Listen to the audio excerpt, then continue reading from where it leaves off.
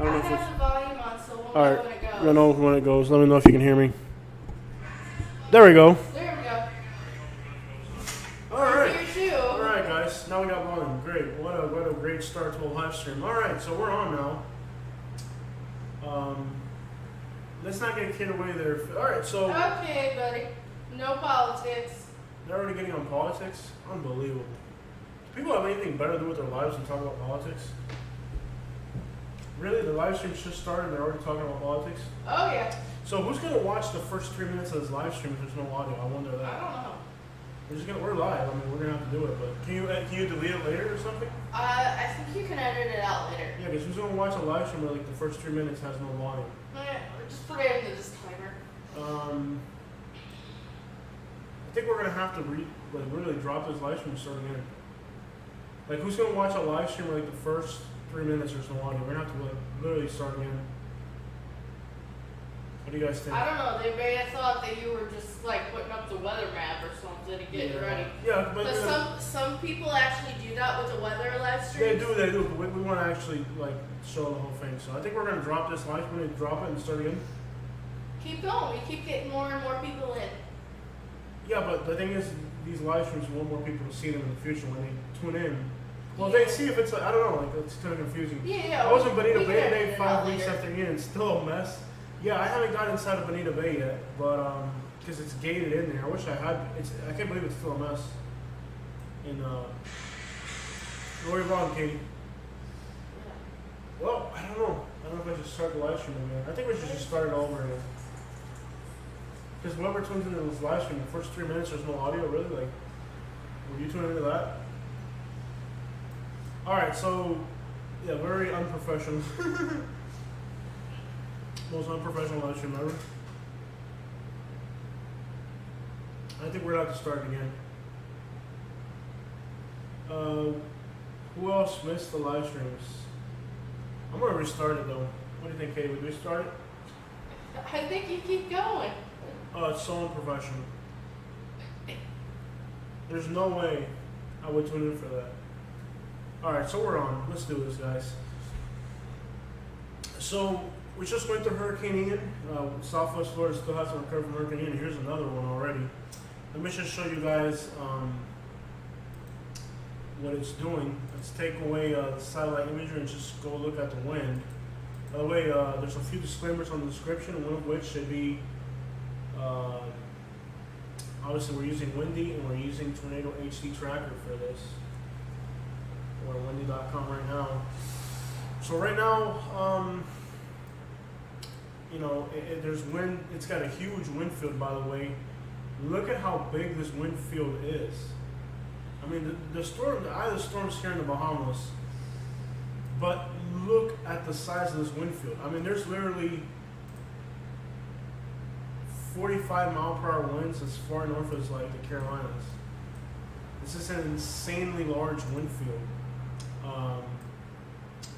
I do feel like there's going to be a lot of storm surge because of this one, because the wind field is so massive. I mean, look at the size of this. This is insane. So when you look at Irma was kind of, it was a big storm, but the wind field was more compact than this. It had a very compact wind field, so they're not exactly the same type of storm. I haven't ate 2 days, but at least there's no hurricane coming my way. All right. But there's winds offshore as far north as North Carolina that are 40 miles an hour. So you're talking 40-mile-per-hour winds from sustained winds from North Carolina all the way down to like Palm Beach County. That's a huge wind zone, wind field. Kind of an interesting storm. It's really a tropical system, but the fact that there's such a large wind zone is going to be interesting. It's going to have a very wide effect. But notice that those winds they mostly stay offshore. They don't really come that far inshore. I think there's going to be a huge, not like incredibly large, it's not going to be an incredibly large storm surge that we had at Fort Myers Beach. I think they're predicting it at like 5 feet, but you know the coast up here is pretty steep. compared to Southwest Florida. Like in Southwest Florida, the beach comes right up to, stuff's right on the beach in Southwest Florida. Give you an example, if you land on Fort Myers Beach, let me see where you can land on Fort Myers Beach here. Here's the beach, right? Oh, is that a Porsche? I found a Porsche 944. Nice. It's probably gone by now.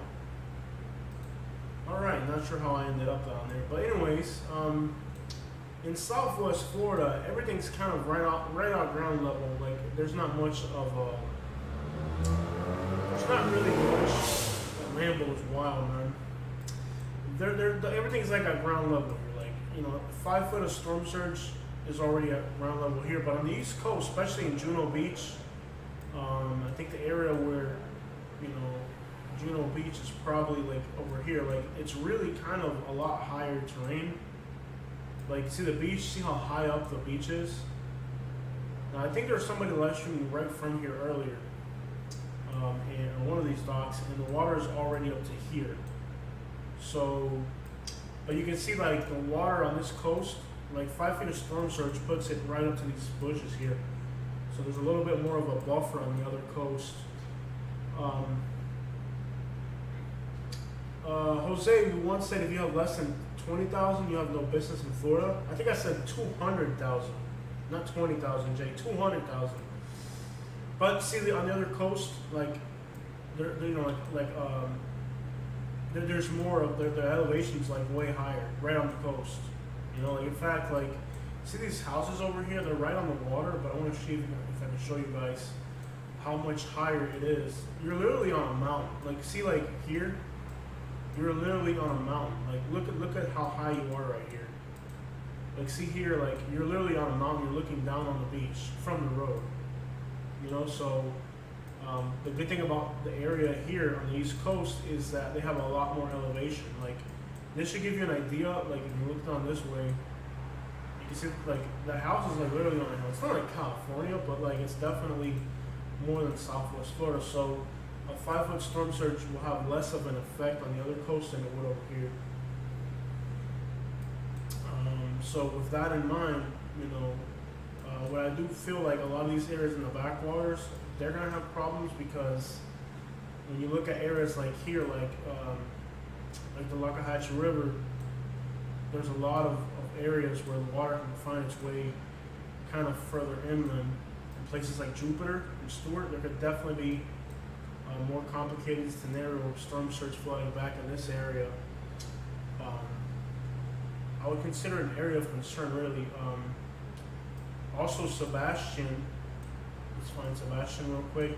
Same thing for the St. Lucie River. I mean, these areas are wide open, and you have a lot of areas where, like the St. Lucie River comes so far inland. That's kind of what happened in Fort Myers. In the case of Hurricane Ian. So all these areas that are kind of far inland, like the St. Lucie River, inland by Jupiter, Sebastian as well. Here's Fort Pierce again. Here's the Jetty Park, the Pierce Inlet. Now the Pierce Inlet does have these walls on both sides, and I think that might help a little bit to slow it down from being a wall. But again, there's just a lot of, with the intercoastal, a lot of possibilities for the water to find their way in. Here's Sebastian. Now, Sebastian is on the other side of the Indian River on the intercoastal, but Sebastian, like, let me drop right here. Let me find, like, right here, for example. It's kind of a nice hangout spot where people just like to hang out in Sebastian. It's exposed, so if the storm surge were to find its way back here, there's not a lot really protecting, but it's not going to be that massive of a storm surge event. You also have the tide charts. Now, the tide charts in Florida can be very inaccurate and unpredictable, but we are having some pretty good. We had a full moon last night, so we're having pretty good, almost 2.5 foot tides on the upside. For some reason, tide charts are very unpredictable, and I do a lot of fishing.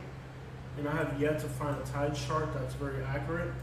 But, when you combine maybe a 5 foot storm surge with a 2.5 foot tide, like places like this in Sebastian, I'm worried about. Like, see this little house right here? It's really just maybe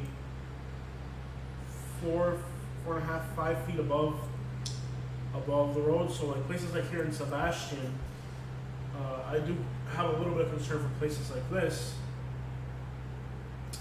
Like I said, here you have, if you got a 5-foot storm surge here, when the tide was at 2.5, you're talking this house right here on Indian River Drive would definitely have some storm surge. If you would combine the storm surge, let's say it does reach 5 feet.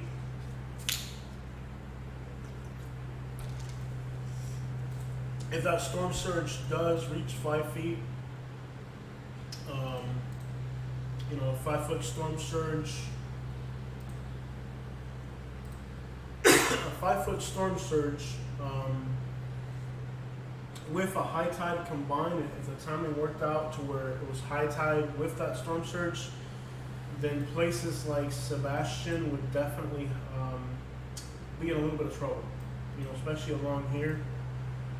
But we'll just have to wait and see what happens. And again, the tide charts are very unpredictable for some reason. I'm not sure why, but already you got some rain bands coming into Stewart, Port St. Lucie. You can see it's coming over the Bahamas now. So it might take a more southern track. I feel like it's going to take a more southern track.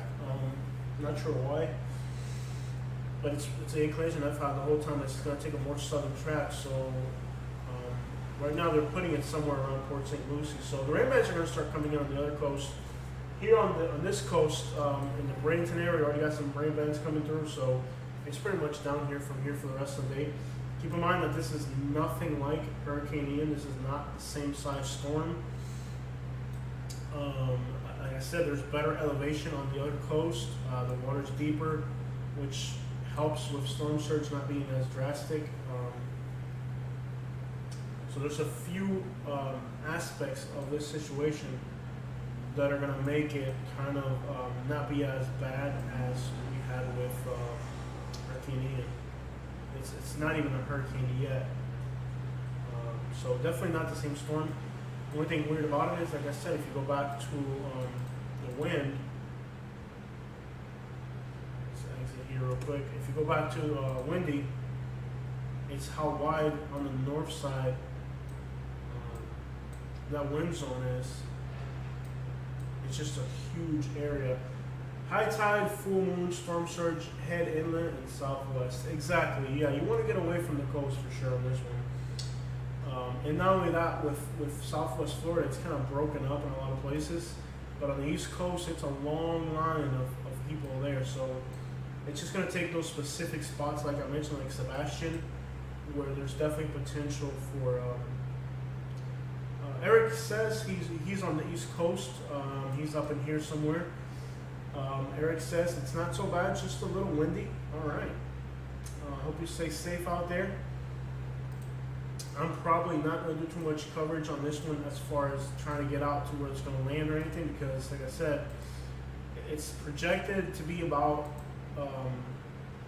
75 mile per hour winds and 65 by the time it gets to the other coast. The other difference with Ian is that Ian quickly lost power, but this storm isn't going to lose power. It's only going to lose 10 miles per hour when it crosses Florida. So let's move the timeline moving forward.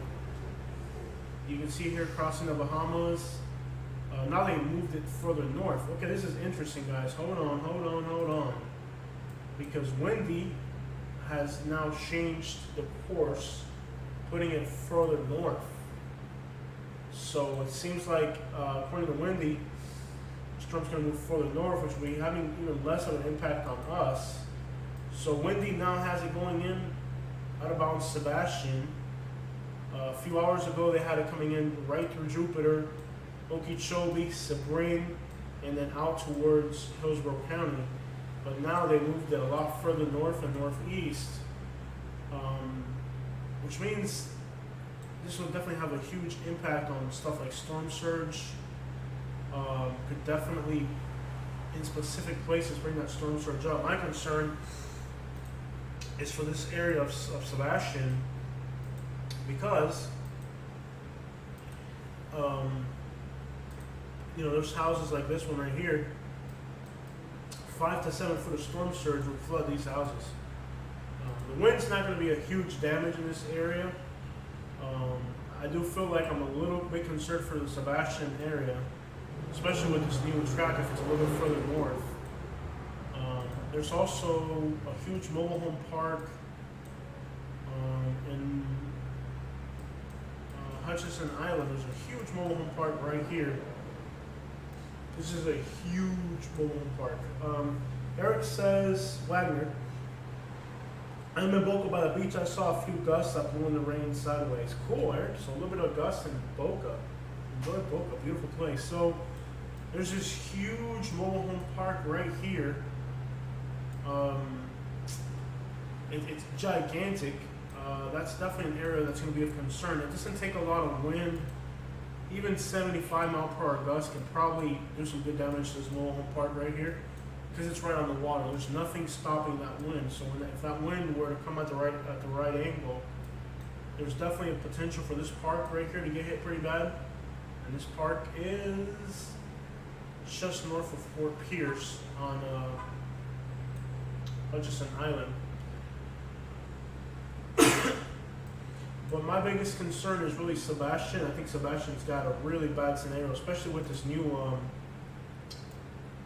update. Puts it Thursday morning, right outside of Sebastian, with just a large wind area behind it, can push a lot of water into the Sebastian Inlet. And I think Sebastian, with this new update, could do pretty bad, man. I'm a little concerned for Sebastian, to be honest. Definitely not looking good for Sebastian. I'm a little worried about that one right there, guys.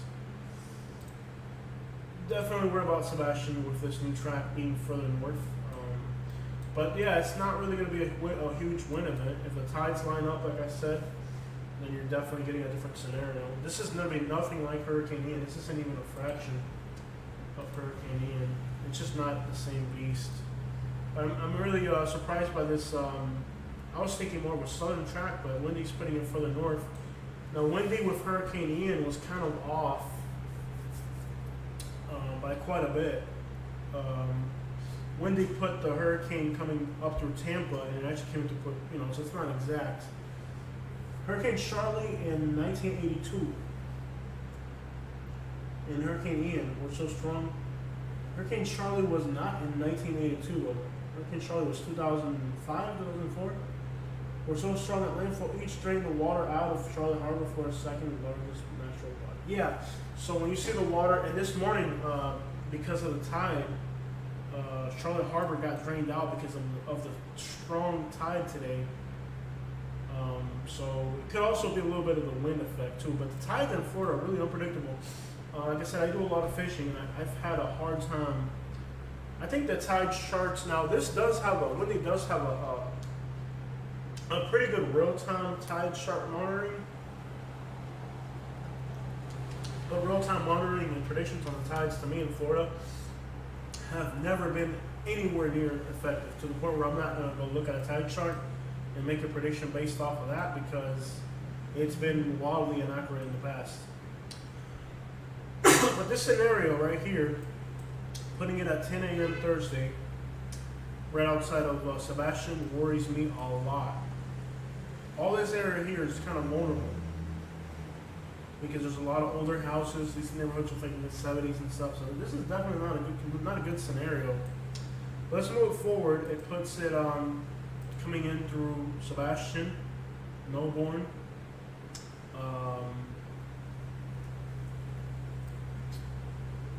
Here, the intercoastal is a little bit wider, so I think places like Titusville might be okay. But it's weird because, like, even in Southwest Florida, we had storm surge. Look at how far away the ocean is. And we had storm surge in Fort Myers Shores. Look how far away that is. Here's Fort Myers Shores right up here. Look how far away from the ocean Fort Myers Shores is. And Fort Myers Shores got completely 4 or 5 feet of storm surge, sometimes even maybe even 7 feet of storm surge. So if there were to be a storm surge scenario, like it could hit places like Titusville. We'll just have to wait and see. But again, the tide is really right now with the moon phase. The tide's really going to be a crucial element in the exact landfall time. Combined with the tide charts will make a huge difference. Just a few disclaimers, guys.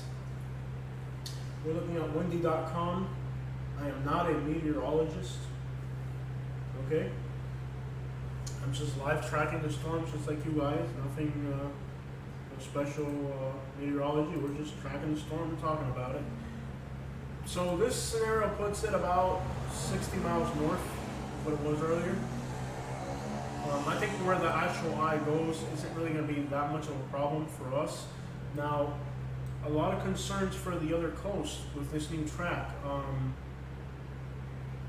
You know, the Florida Big Bend region, Stanahatchee, Cedar Key, Homosassa Beach, Hernando Beach.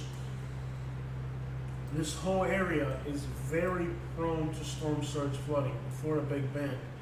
And the storm moving 30 miles in one direction or 40 miles in one direction can make a huge impact on storm surge. And this area here is definitely not unfamiliar to storm surge. We move up the coast. I do believe Anna Maria could have some type of storm surge too, but with this new track, I'm not 100% sure of that. But this area up here, Hernando Beach, for example, it doesn't take a lot for this area to get storm surge and for that storm surge to flood out neighborhoods. So I've seen it. I can't remember what storm it was not that long ago, maybe 5 or 6 years ago. Can't remember what storm it was, but I was in this area working for my other YouTube channel, and there was storm surge damage all through Hernando Beach. So it's definitely an area that's prone to damages from storm surge. Hernando Beach, and really Homosassa, Crystal River, Ingles, definitely Yankeetown. These areas are definitely prone to storm surge, and the exact angle at which the storm comes in can have a huge effect. Like this wouldn't be a problem here if it comes like this to Orlando. But I think with the earlier prediction, it was definitely worse because it would have been pushing water inland, but this is pushing water away from that area.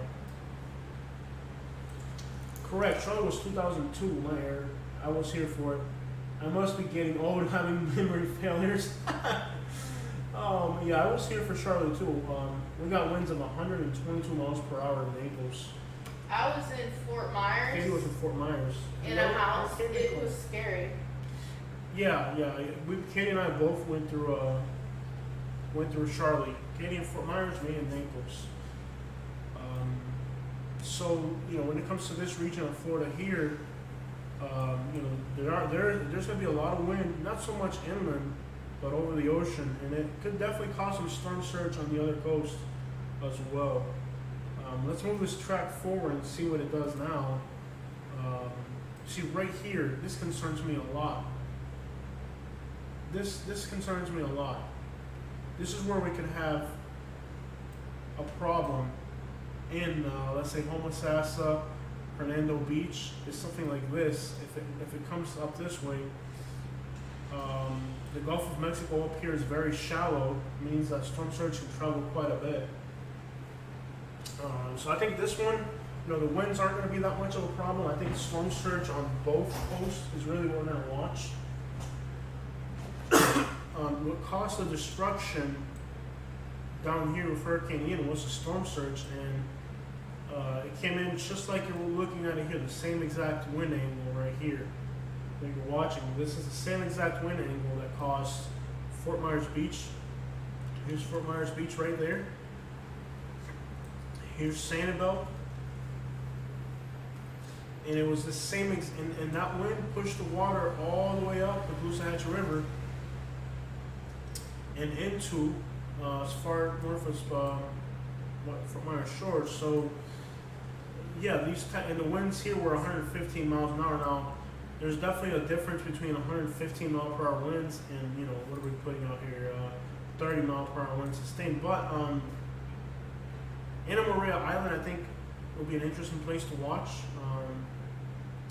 A friend of mine said Volusia County, anybody east of the intercoastal was to evacuate. Yeah, they're going to have to evacuate for sure. And you need to listen to those evacuation orders. History Elise says, yep, we're at it again. We sure are.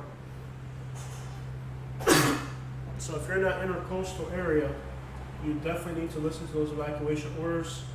They're professionals. That's their job. They know what they're doing, what they're telling you. So if there's an evacuation order, you need to follow it. I would definitely say that Anna Maria Island would be an interesting place to watch in this area, and Bradenton as well.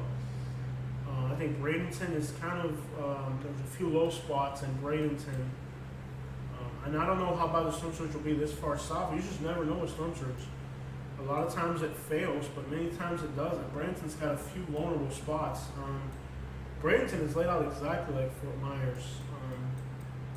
But keep in mind the offshore winds were 150 miles an hour for Ian.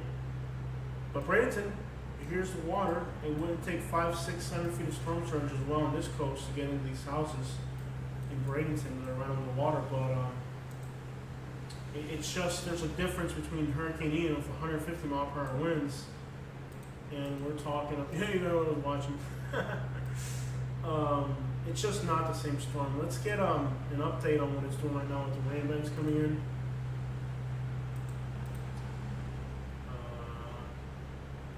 Okay, what did I do here? There we go.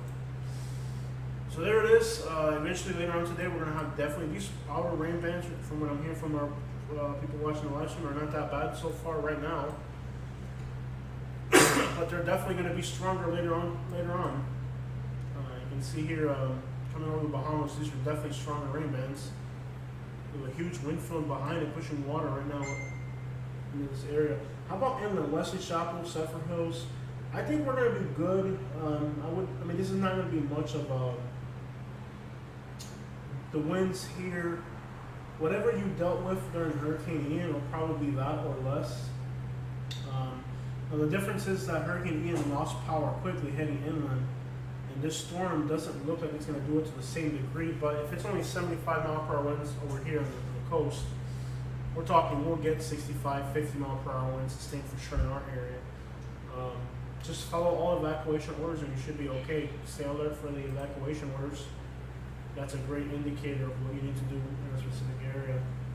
Buckle up basically and stay alert. But this new track worries me a little bit for this Big Bend region. And if you're in Hernando Beach, Homosassa Springs, this area here, I would definitely pay a lot of attention to what happens. I would pay attention if you're in this area when the storm, exactly which way the winds are going to be in this area. Let's push it further north. And you can see now,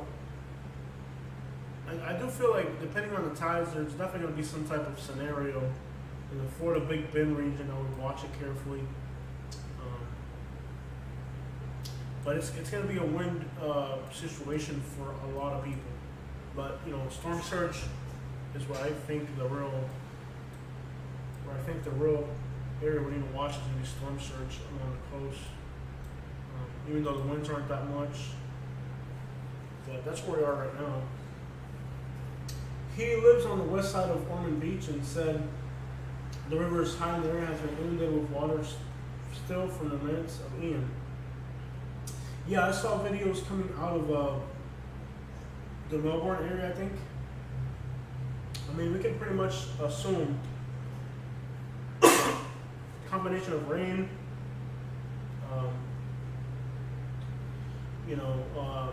the St. John's River is another area I would want to watch with all the rain that we already had. With all that, I would really say,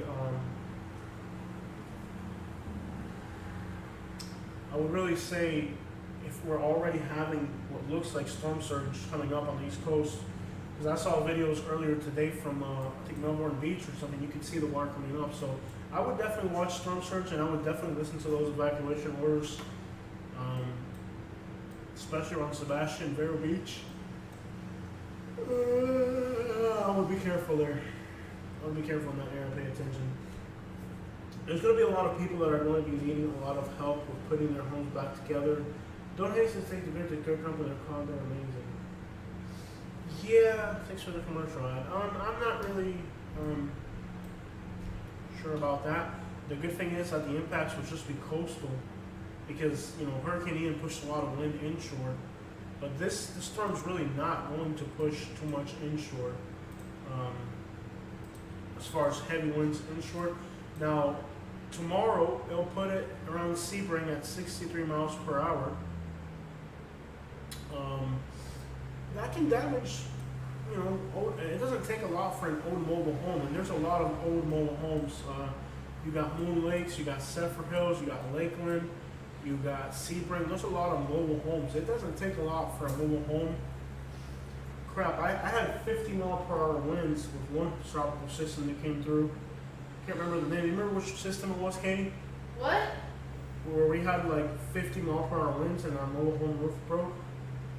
It doesn't take a lot. Yeah. It doesn't take a lot for a mobile home roof to leak. It really doesn't.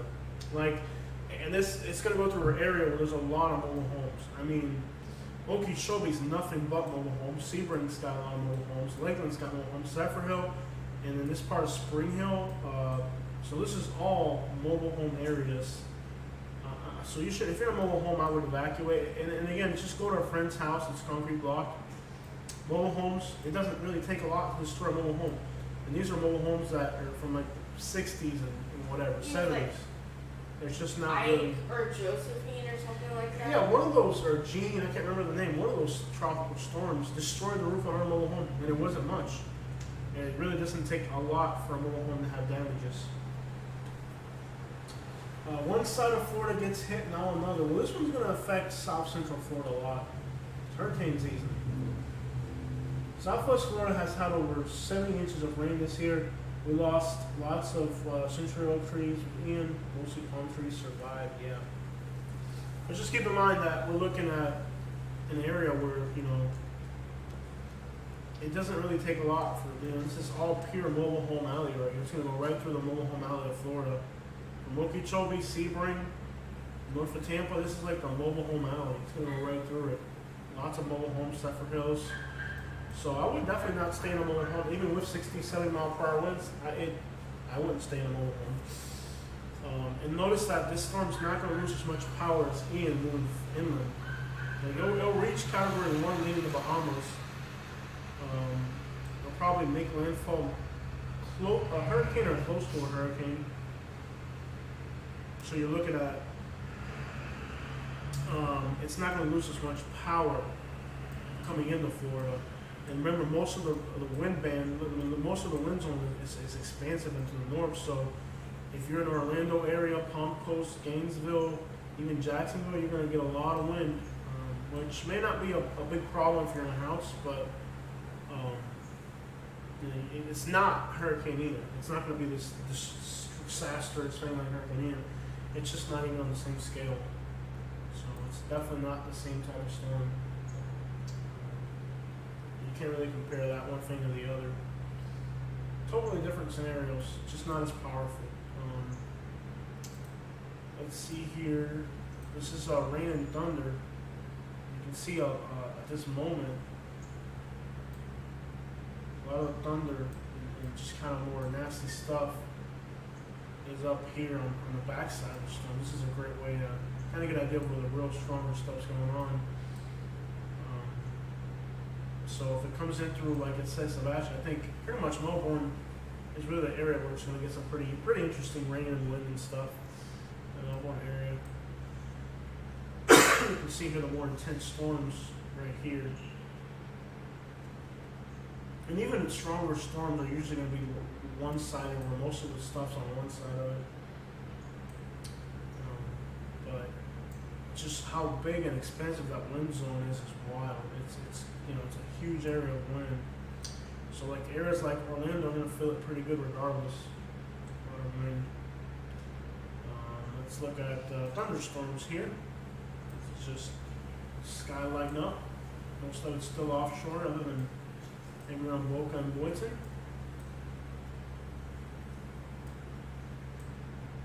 So that's still not a problem. Temperatures. Let's look at temperatures.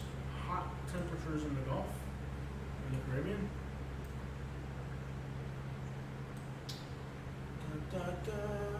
Waves. Here's an interesting one. Now, this looks very similar to Hurricane Ian, and the only difference is how much bigger the waves are out here. Already, you're dealing with some pretty good wave action. Let's see here. So 18-foot waves just offshore, all the way from, you know, Broward County, Palm Beach. So already you're dealing with some pretty nasty waves all through the coast. And as it moves closer, you got some 30-foot waves probably somewhere out there, 26 feet. Notice how it's totally calm in the center. That's pretty creepy. Where the eye of the storm is, it's kind of creepy how there's spots with just 3-foot waves. So it's not too crazy right now around the Bahamas. But once you head a little further out, you're hitting 26-foot waves. And look how far up these big waves. So when you're talking, you know, all the way to North Carolina, crap, almost to Virginia. So definitely the Atlantic is rough right now, all through. Very rough. Now the Gulf, let's see out here in the Gulf, 9-foot waves. Okay, that's not bad. I mean, bad weather, you know. But on the other coast, definitely rough seas out there for sure. Definitely some rough oceans out there for sure. Crazy. Swells.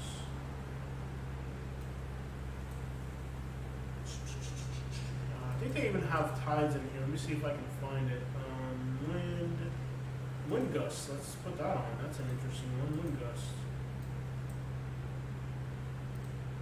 Turn off swells. Those oak trees were beautiful. Yeah, we lost one oak tree in Buckingham that was huge. Give me a minute, guys. This thing's got so many different crap you can look at. Wind gust. Let's close that real quick. There we go. Let me see if I can get a wind gust reading real quick. There's so many layers on this thing.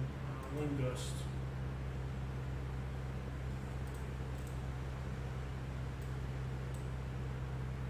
What the crap am I doing, y'all? Oh man, hold on.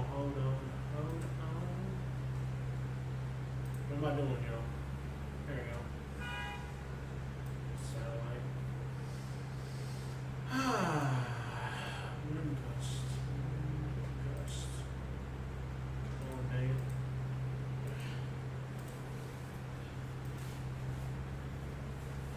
Go back to wind. These are sustained winds. I still haven't seen areas of like, keep in mind most of the winds are going to be on the northeast side, so like with this new prediction, Orlando's really the area that's going to get the most wind out of all this. That truck down there. Yeah. Let me see if there's anything popping up on a tornado tracker. Doesn't seem like there's too many tornadoes coming up on this one yet. Now, as you guys know, Oklahoma, Arkansas, that way had a lot of tornadoes recently. This is getting boring. I'm gonna watch something else.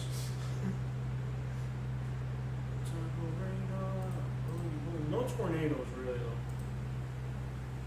Rain bands are still offshore. Alright guys, so you guys get the idea. There's a tropical storm out there. You be careful, don't get hurt. You know. What I really want to look at is some real estate. I'm trying to look at some real estate.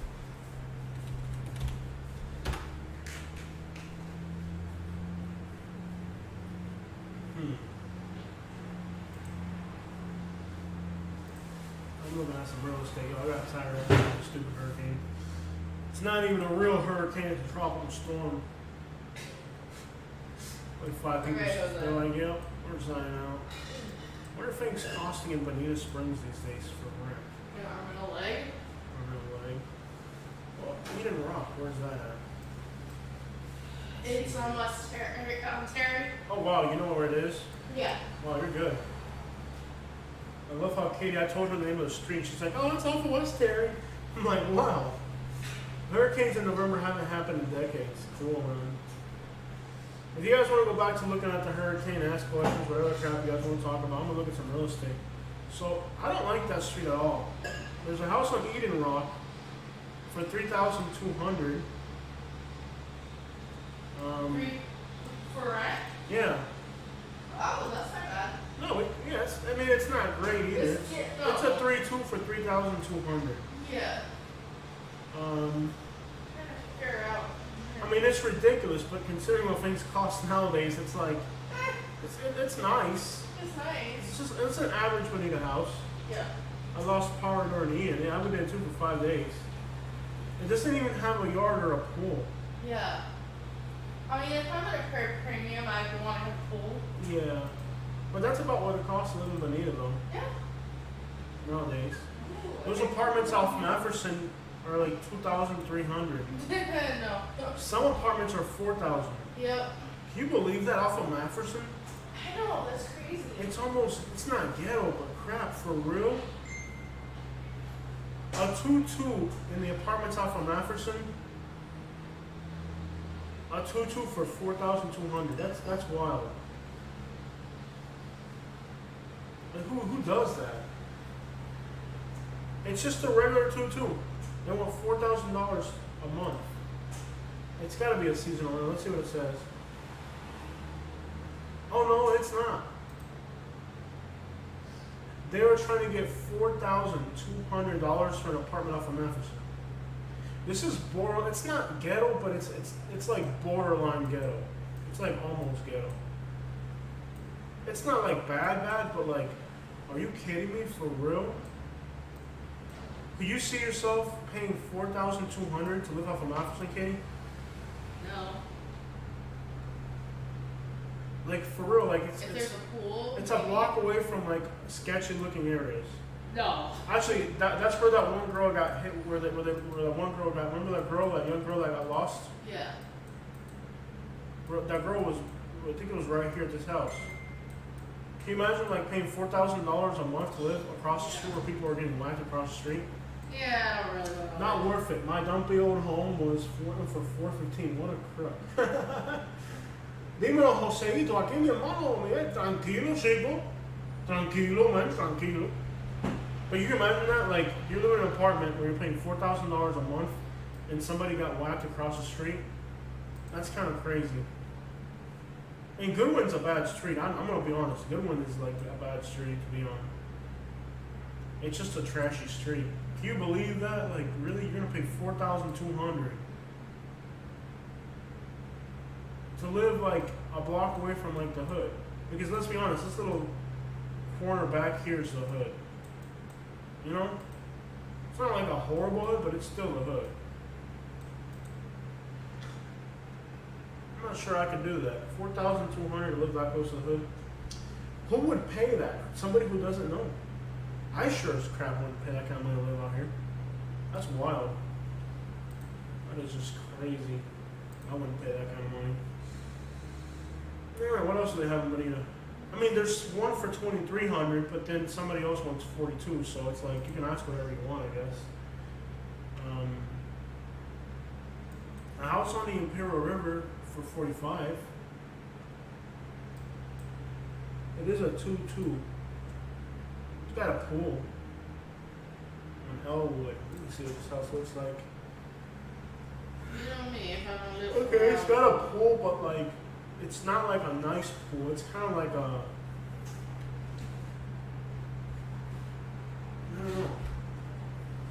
It's not a great looking pool. It's kind of an old house. They remodeled the kitchen,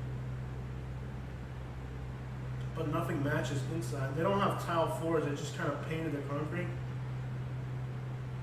So probably the last time it flooded with Hurricane Irma, instead of replacing the floors, they just ripped the floors out and painted them. So it doesn't even have tile floors. It just has like painted concrete. That's crazy.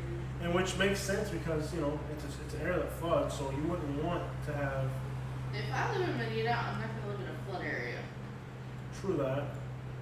I love how they made like a window have like a bottom.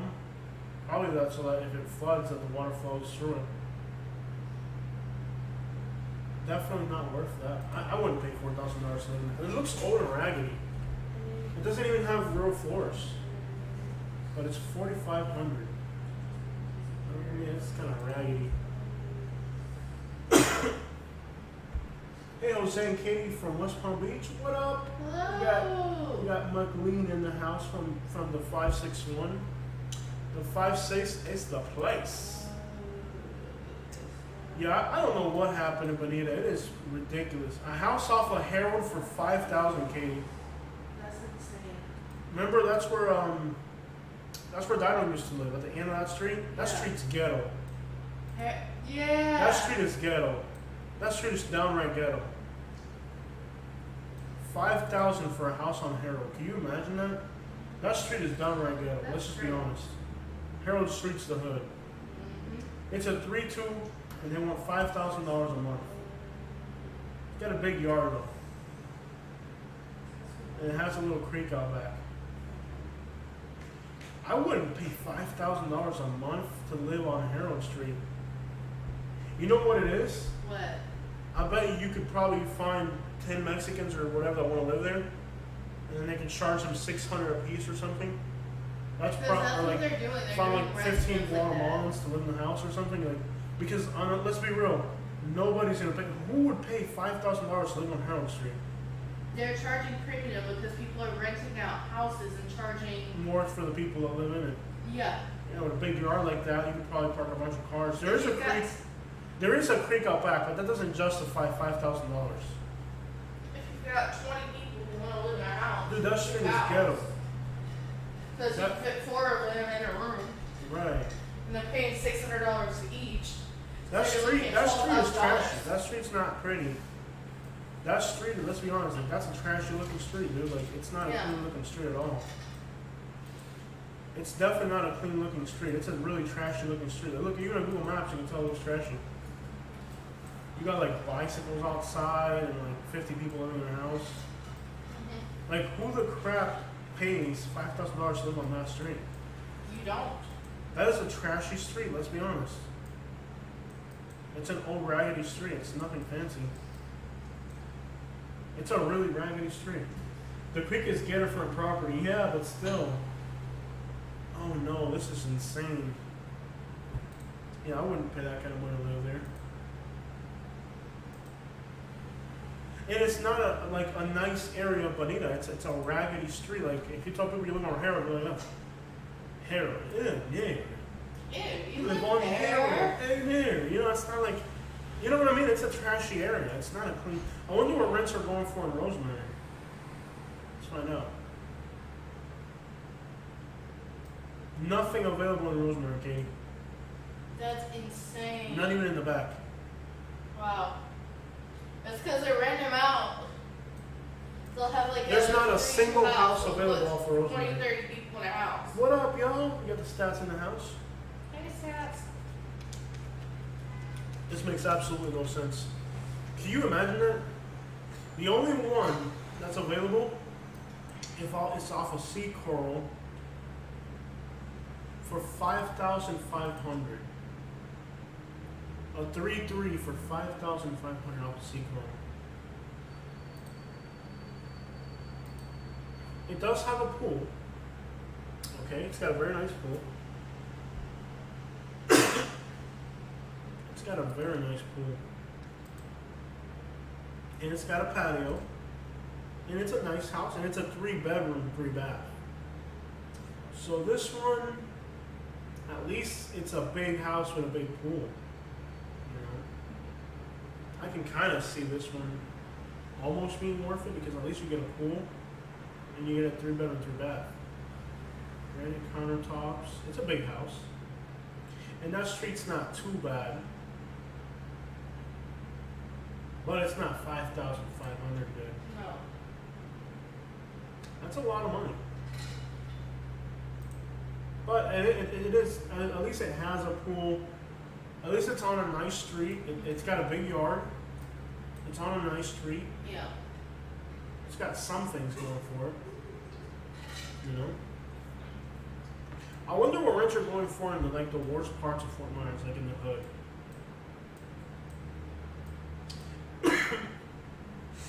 If you're just tuning in, I got bored of looking at. We were looking at the hurricane earlier, but I got bored of looking at that. We still got bands coming in offshore. Yeah. We still got let me refresh Wendy real quick. Some of the stronger winds are probably gonna start coming on shore pretty soon with Fort Pierce. Okay, so they already got 30-mile-per-hour winds in Fort Pierce, Vero Beach, Sebastian. I'm a little worried for Sebastian. Oh, wonder there's like a live cam you can watch in Sebastian. Sebastian live cam. Let's see if there's a live cam on the other coast you can watch real quick. Oh wow!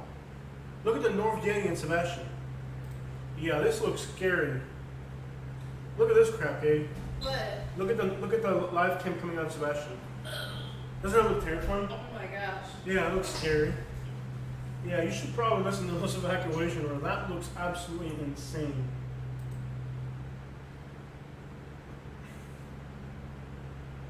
That looks scary. That's gonna get surged completely. You can tell. Let's see what the live cam feeds look like. It's pretty bad. Now, it's not really giving me a live feed, but it doesn't look good at all. Let's get in here real quick. Close. Oh, what the crap did I do? Hold on, we go.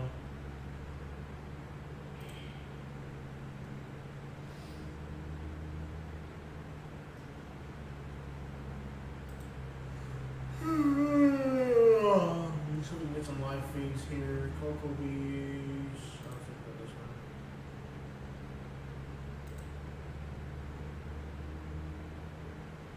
one. Okay, never mind. Let's look at Fort Pierce.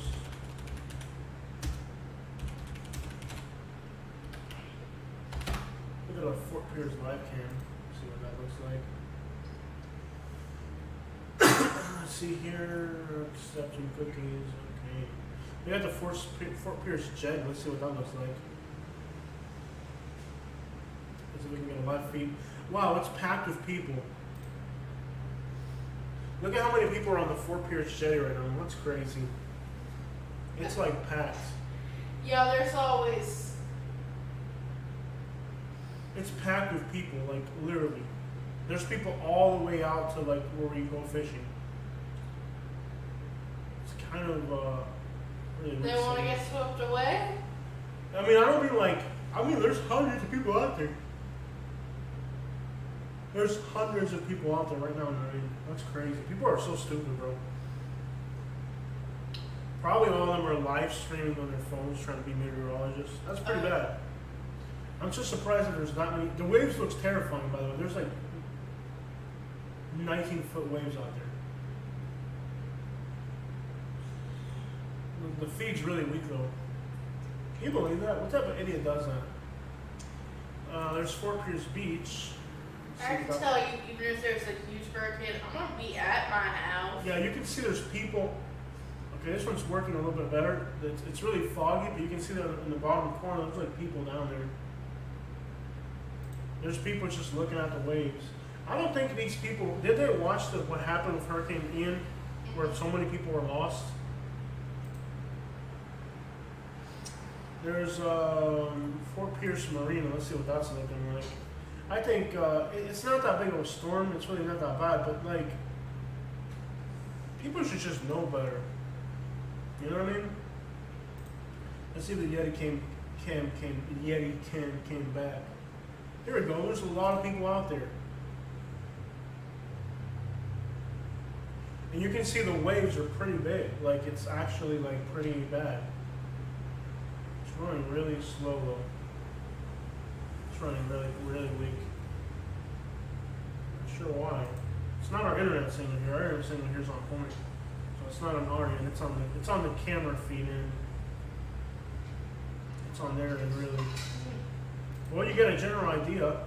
Huge waves offshore. Yeah. And lots of people. All it would take is for that wave, for one of those big waves, to carry a 7-foot storm surge behind it, and all those people are getting swept off that pier, Pretty stupid. Alright, let's run back over here to the realtor. We got Walton boys in the house. We're doing good. It's not even raining. I'm looking out my window right now. It's not even raining here in Bradenton. So let's see what they got in the hood of Fort Myers.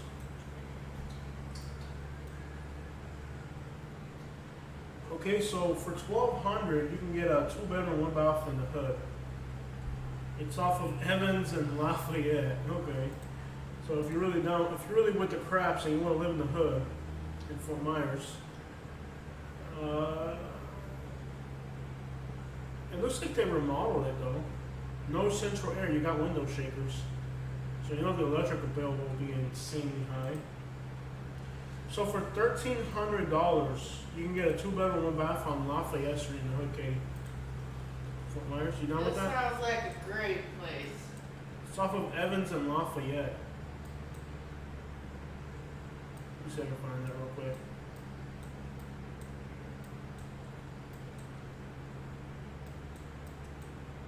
Evans and Lafayette. There you go. Oh, that's a hot neighborhood. So you can live in the trenches for $1,300 a month in Fort Myers. Live in the hood, dog. I'm gonna pass on that one. Oh my gosh, it's behind that gas station. Oh yeah, like that corner store. Yeah, that's where you want to live. Oh no. Yeah, this is a hot corner. Yeah, this is a hot little corner over here. Can you imagine paying $1,300 to live in this neighborhood? Oh my gosh. That's like the heart of the hood, man. Oh no. Well, go figure. The other block is Cranford. That's like one of the hottest places in the whole town. Oh yeah. But I'll tell you what, that's a clean Chevy Caprice right there, man. Oh no.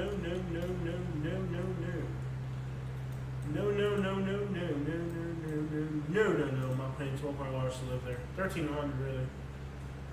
That's a lot of money to live in a really crappy place. The description says charming. Oh, they use the word charming to describe it. They use the word charming. Charming 2-bedroom, 1-bath duplex. Oh, it's a duplex.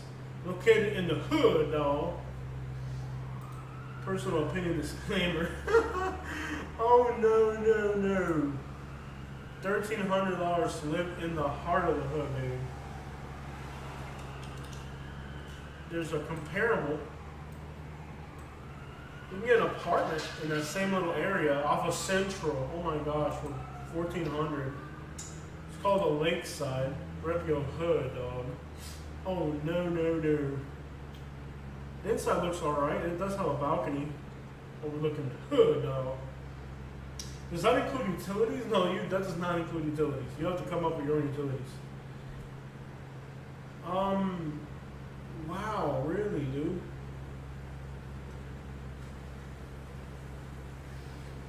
That is a lot of money to live in a very bad area. Nice balcony, I'm not gonna lie.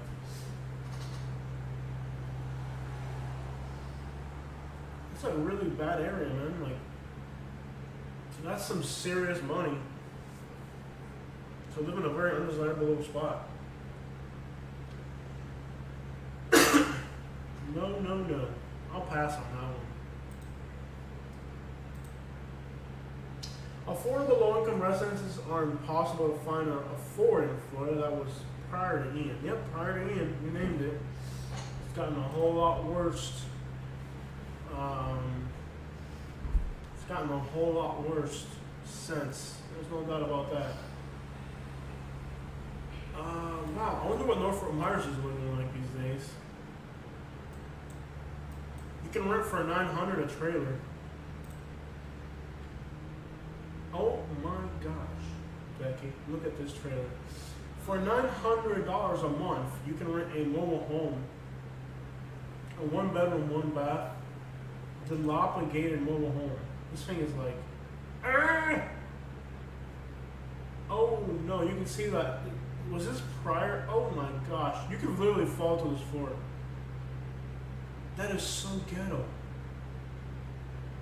Can you imagine paying $900 a month plus utilities probably? Wow. To live in this dilapidated trailer that probably had 5 feet of water in it? 13 plus is more like 1800 all included. Exactly, History Unleashed. It comes out to a lot. Especially if you don't have central air. Those window shakers are really bad on the electric bill. It makes no sense. I'm telling you, it makes no sense to live on here. I'm so glad I got out of that. I don't understand why people are paying so much. Like, give you an idea. Let's hop on over to Texas real quick. Let me give you guys a quick update on the storm. Let's refresh this real quick in case somebody actually, in case somebody's actually here for the hurricane. We're starting to see the winds reach Florida. Pretty good sustained winds are reaching Florida. And,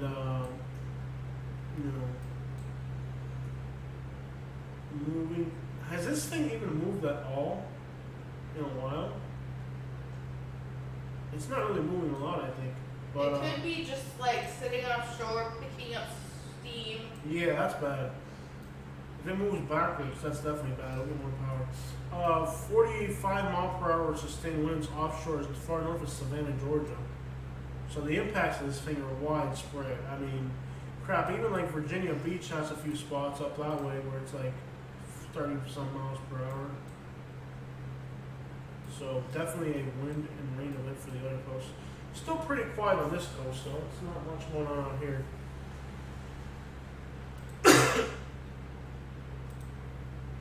What do you think is going to affect Naples? Naples, just some rain and wind, not much really. Let's move forward here. It might not even rain in Naples. They keep pushing it further north, it might not even rain in Naples. You might get sustained winds of 30 miles an hour at some point, and that's about it. So Naples, I mean, afternoon shower, basically. Nothing crazy. No, you won't have too much effects in Naples. I think Naples is pretty much out of the effect zone. Back to realtor. Back to the realtor.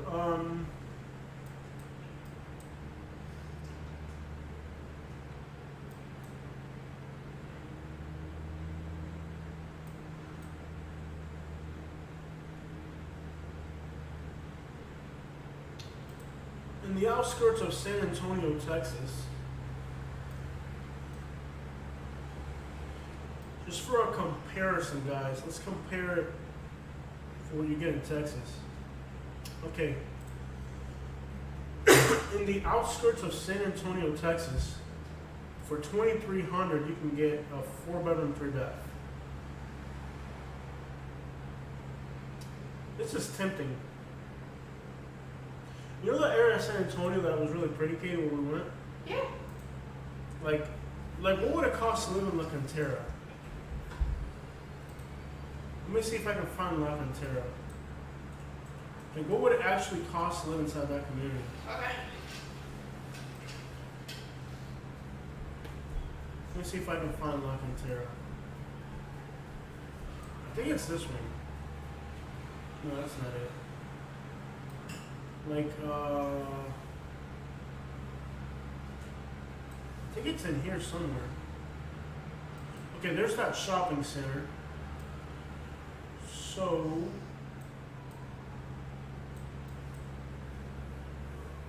okay, to live on the mountain in San Antonio, like overlooking the city, is $3,400 for a 4-bedroom, 4-bath. That house is ballin'. Dude, Show me the interior.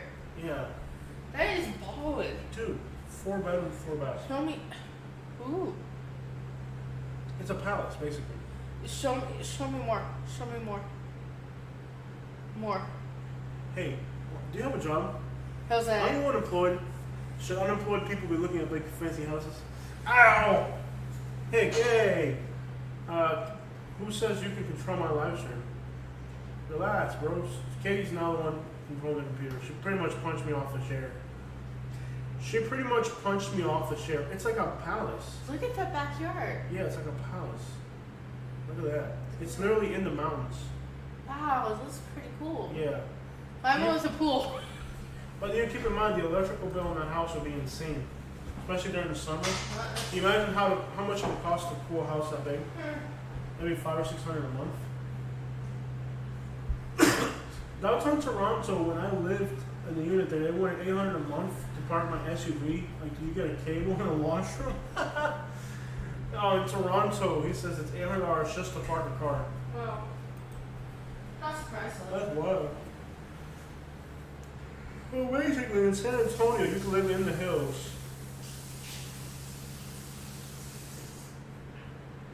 What about the actual community of La Cantera? Let me see if I can find it.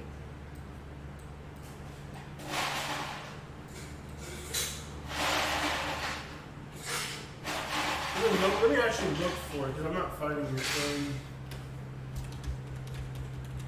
Let me see if it comes up on the search bar.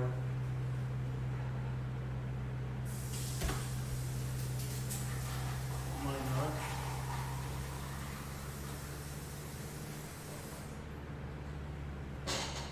But, you know, like, San Antonio is very... Let me look it up on Google Maps since it's not showing up here. Let's see what we got here. So basically...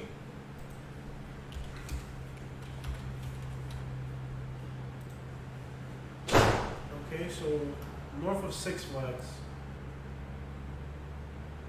Oh, I see. Okay, gotcha. North of Six Flags.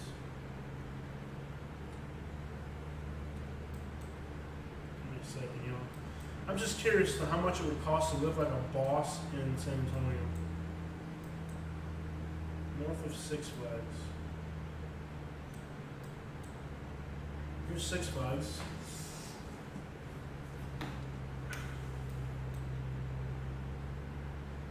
What? $1,100 to live up there?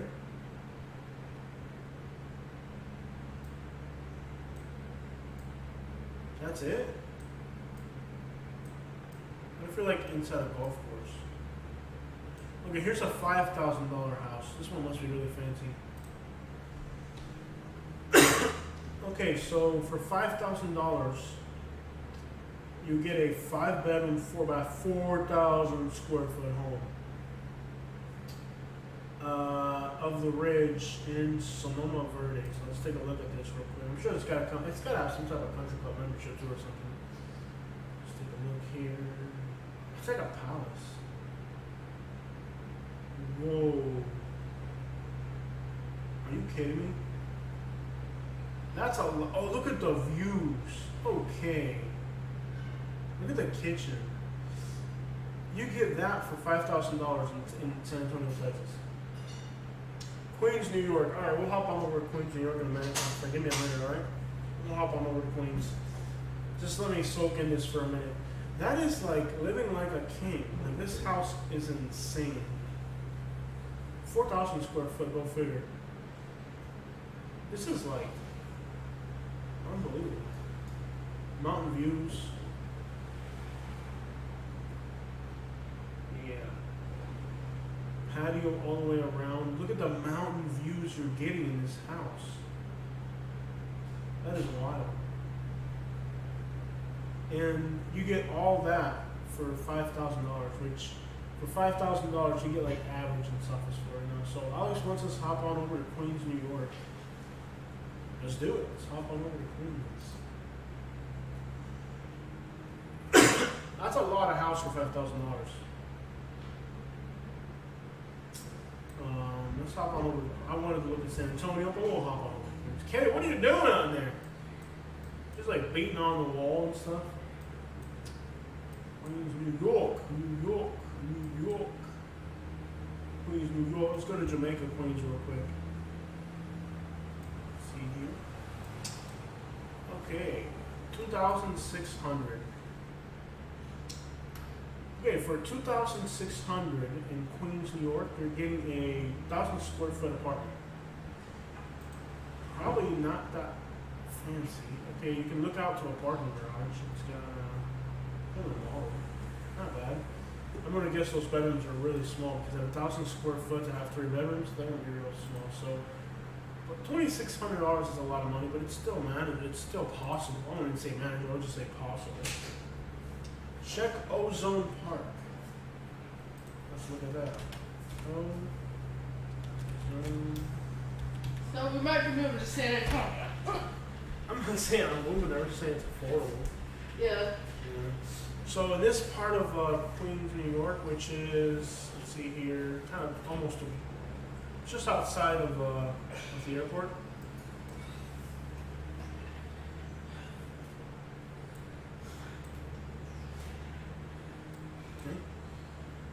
Okay, so for 3,500, $3,500, you're getting a 3-bedroom, 2-bath, 1,200 square feet. So it's somewhat bigger than what we got now. It's bigger than our house in Alabama. Let's just put it that, which is not that big. But you're paying $3,500 in Ozone Park. Looks like a detached duplex. Detached, whatever. Nice wood floors. Beautiful kitchen. Nice kitchen. Not bad at all. It's beautiful. We do have window shakers to the bedrooms, but I guess that's never a plus. Very nicely remodeled bathroom. Beautiful bathroom. There's another bathroom here. You have like a basement area with a treadmill, I guess. Washer and dryer in the basement. Nice front porch. You have a garage for your car. Okay. That's not bad. I mean, you're paying $3,500. You're in New York City, and you have access to a lot, really. I mean, it's a lot of money, but you're in a good place with access to a lot of stuff, you know?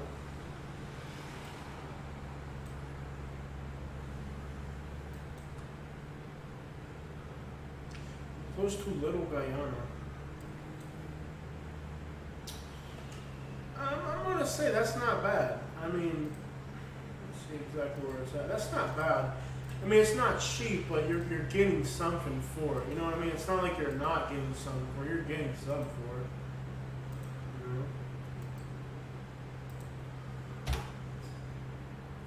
know? Okay. You're not in a bad area. You're kind of close to a lot of great stuff. It's a big property for being in New York City. I don't think it's bad at all, and it doesn't look bad. You know, Puerto Rican flag across the street. Doesn't look bad. Looks like you have parking, which in New York City is hard to obtain in a lot of places, so doesn't look bad to me. Looks alright. Nice cars. Oh yeah, man. Looks neat, man. Look at the cars in this neighborhood. Unbelievable. I think everybody's driving like the coolest crap ever. That area is not far from my middle school. I gotcha. Look at the cars out here, dude. It's like everybody's balling over here. No, it doesn't look like a bad area at all, man. It looks alright to me. Doesn't look bad to me at all. Hop on over to this real quick, see if there's any updates.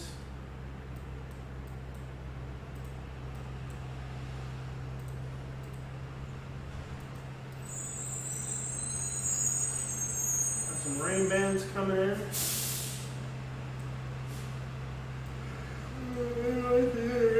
Oh, we got some rain coming our way. It'll start raining here in a minute. We're over here, so we're gonna start getting rain here in a minute. This band's gonna reach us in a minute.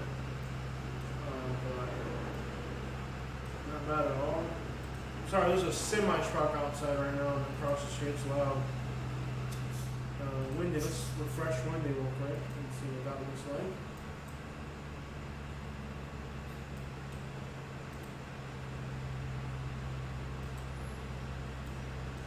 Yep, we're getting, looks like Hutchinson Island's starting to get into the South Hutchinson Island.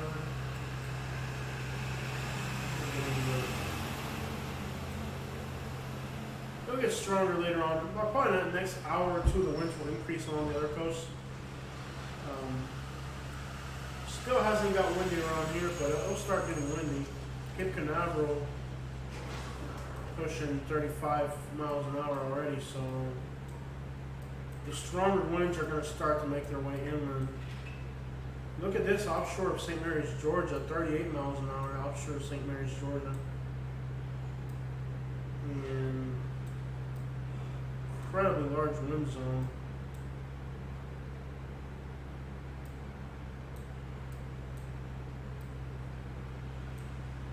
Very spread out wind zone. I mean, they're getting winds all the way up from Virginia, all the way down to like, you know, tip of Florida. So it's got a big effects on here. Back to the real estate. That's not bad, man. Any other suggestions on places we should look at? Looks like a nice area.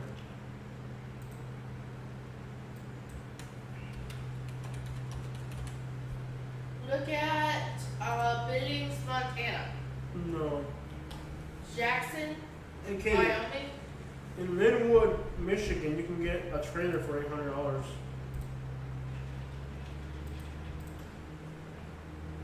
You just looking that up because that's where the cheese came from. Yeah. Michigan. Crap looks miserable. What if I play Port Huron or something?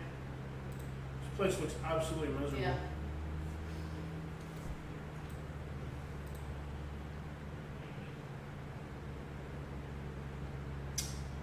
Miserable. You should visit Ozone Park. Yeah, I'll try to visit New York City again soon. What's it cost to rent in Chicago? Try to find Humboldt Park.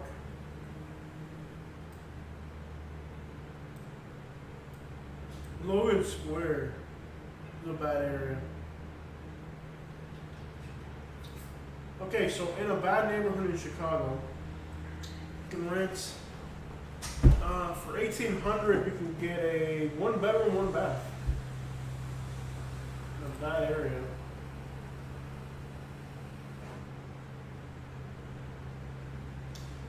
Granite countertops, though, it is nice. It is not a bad looking apartment.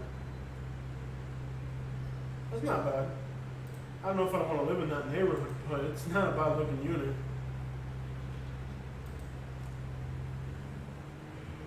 I wonder if it's like cheaper if you go into like a really bad area in Chicago.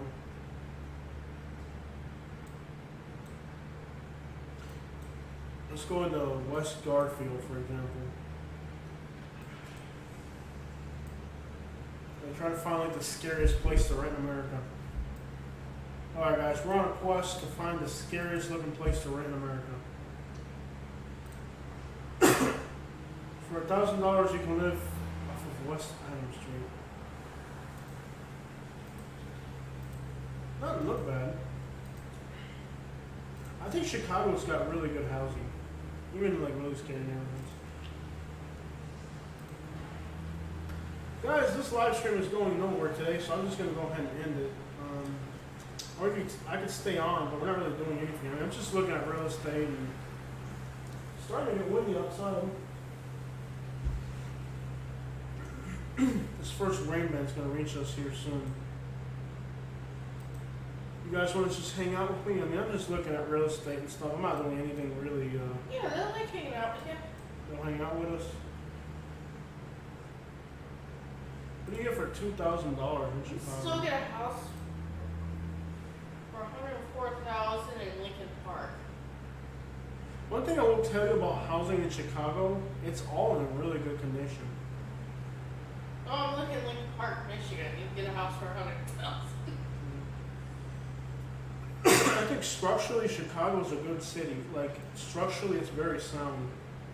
Both the condition of these apartments and inside and out, you know.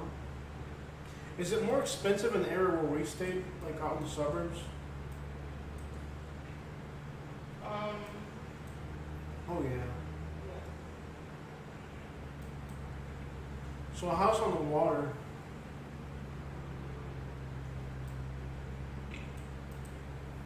$5,700 in the north suburbs.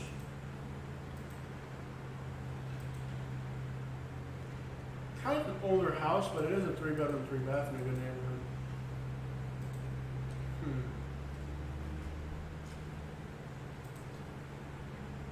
But our Chicago videos didn't really do all that well. You remember the suburb we stayed at? What? You remember the suburb we stayed at in Chicago? Troy. Oh, in Chicago? I don't remember. Was it Kennyville?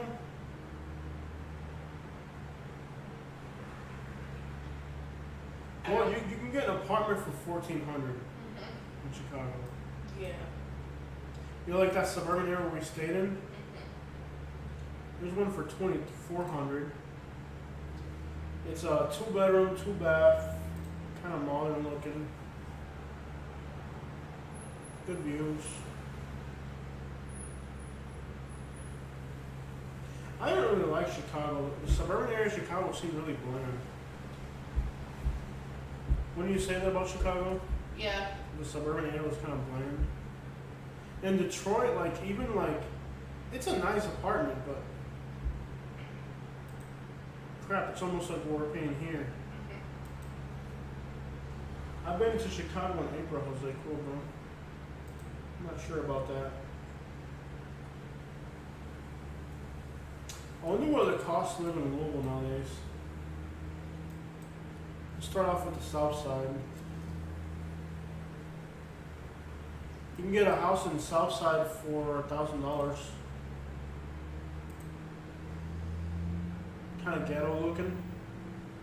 Behind the airplanes.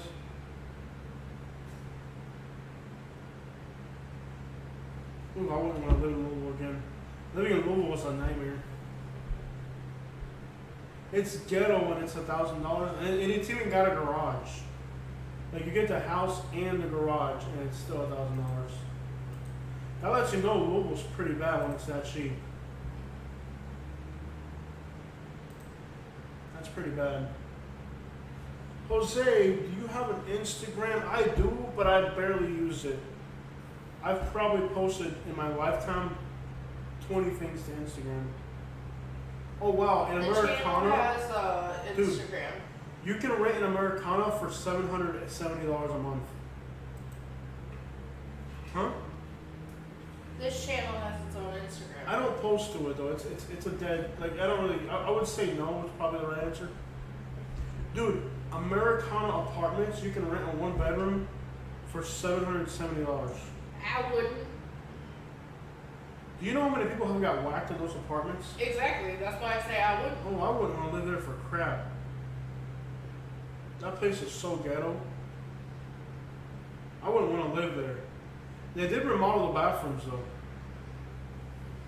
It still has a negative connotation to it. Would you want to live in an apartment where 10, 12 people got whacked in the last decade? I wouldn't. Not a chance in the world. That's way too scary. Nope. Couldn't convince me to live there for that kind of money. No. 700. You can get the bigger units are 1,100. I'll pass on that.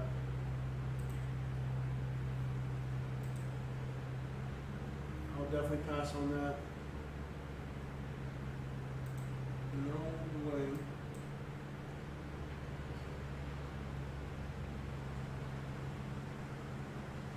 You can know Southside's got bad when the rents are that cheap.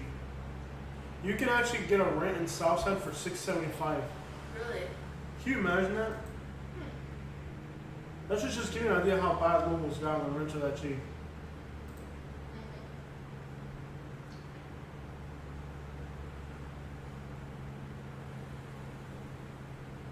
Oh no, there's no windows. One window. Wow. Yeah, you can get an apartment in Louisville for $670. You guys plan on moving to Fort Lauderdale? I love it there. I'm from New York City. Yeah, we would have moved into Fort Lauderdale if we could have found a place. So if I was gonna move to Fort Lauderdale, I would end up. First of all, I like Boca a lot. Parkland's really nice. Coral Springs is okay.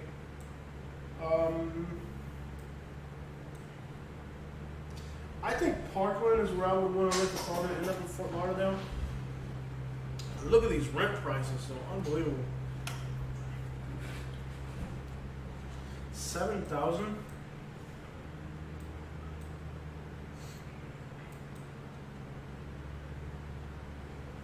Oh, but that's a big house. Okay, it's a 5-bedroom.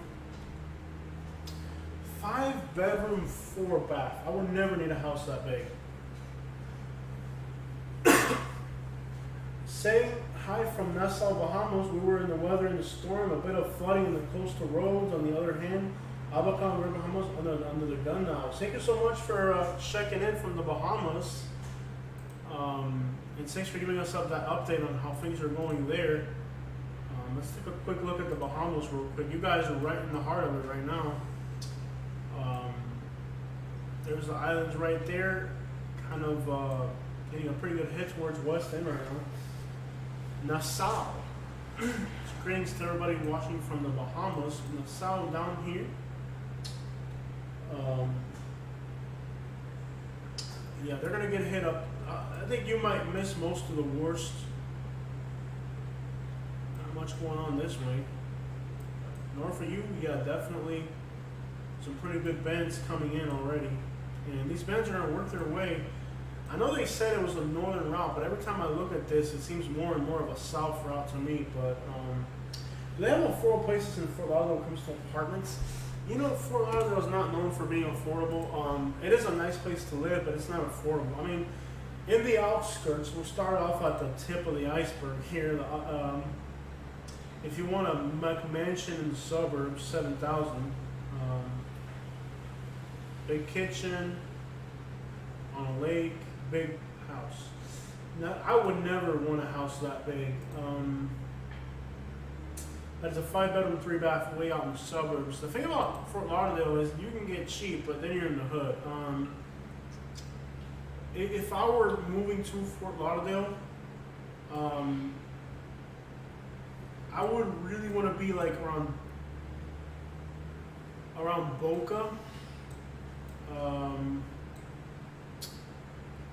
Crap. Hollywood's not bad, you know. There's a lot of bad area. Let's say like in a really bad area. Like here's a really bad area, and you can rent a 1-bedroom, 1-bath for $1,500. Look up Robbins, Illinois. I'll get to you in a minute. Logan Square isn't a bad area. Okay. Roy Boy, I'll get to you in a second, bro. Let me get to Fort Lauderdale first, and then we'll hop on over back to Chicago. Appreciate you bearing with me, bro.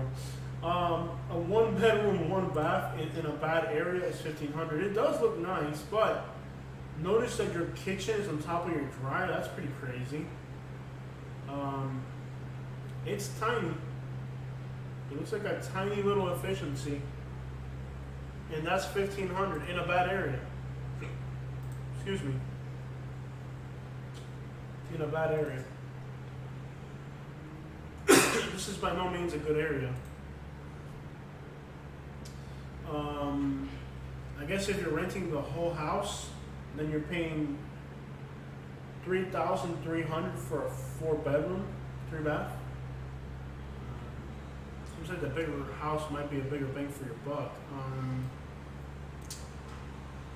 Yeah, I wouldn't really know what to say. I mean, you got to be real site specific with Fort Lauderdale because there's definitely bad areas.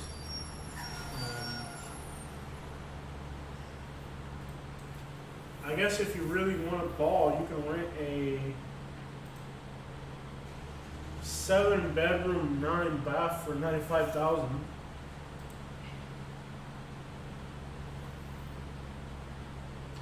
I guess if you're recording a rap music video or something, you need a really fancy place to do it. This would work. Not sure why you'd want a house this big. It's got a basketball court, maybe golf. Big house, man. I guess it's gonna be furnished if you're just renting it for a month, of course. Kind of fancy. $100,000 a month. Way to spend $100,000 there. Seems like something a basketball player would rent or something. Huge showers. Fancy, fancy. But at about $3,000 a day, you gotta be doing something important if you're renting that one.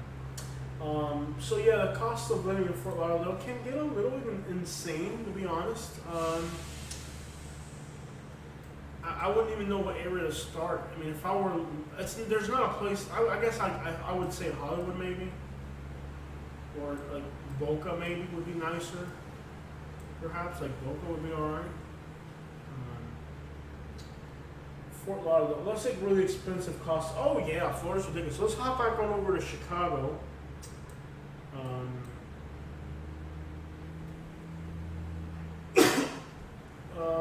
Let's see here. Look up Robbins, Illinois. So let's look that up real quick. Robbins. Spell that right? Do you hate it when the search bar doesn't work? Angers me when the search bar doesn't work. Robbins. R-O. I'm typing, but nothing's happening. Robbins.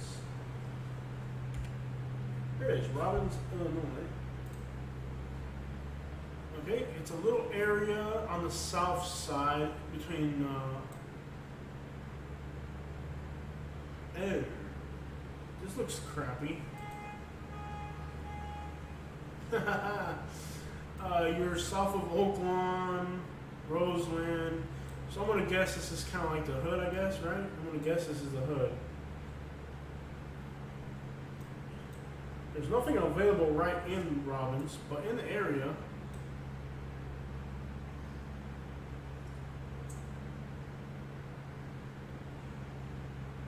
Looks pretty crappy.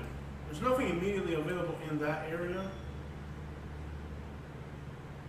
I guess you can get an $800 a month apartment in South Chicago. This has to be, I'm gonna guess living out here must be horrible. You guys like Orlando, or is it more affordable than Fort Lauderdale? Like, Orlando's ridiculously expensive too, and I don't understand why.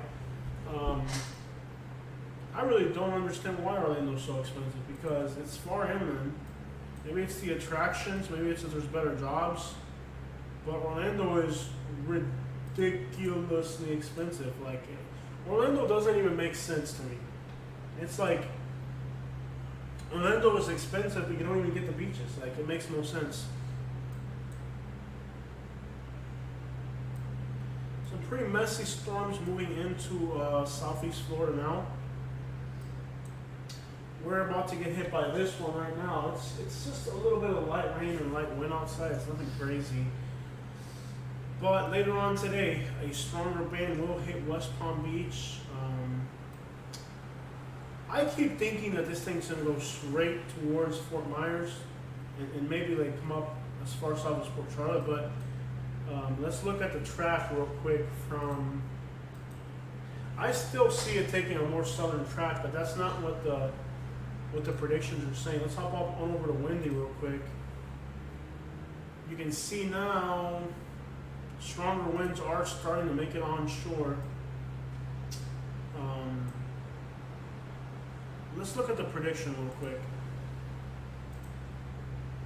Again, they're putting it between Jupiter and Palm Bay, which is a lot. It's a lot more.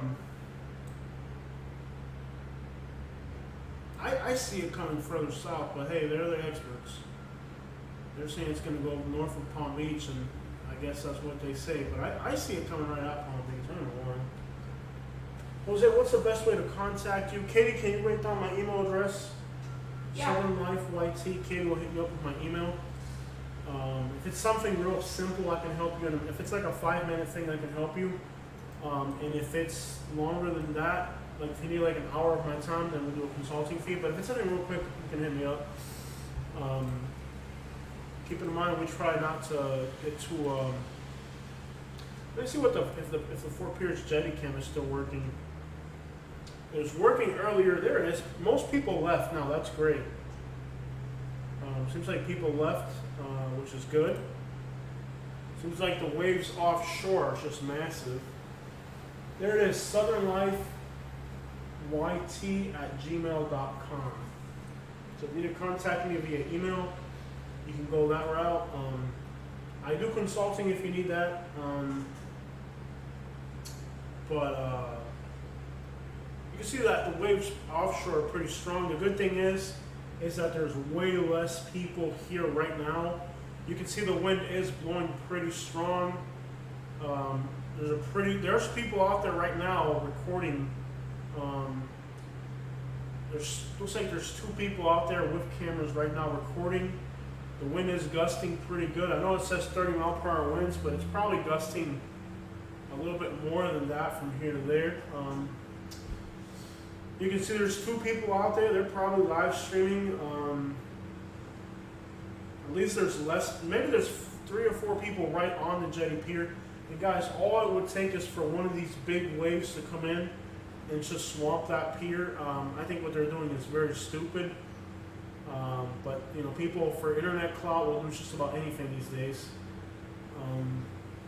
It wouldn't take one good wave to just knock those people right off their feet. Very stupid thing to do.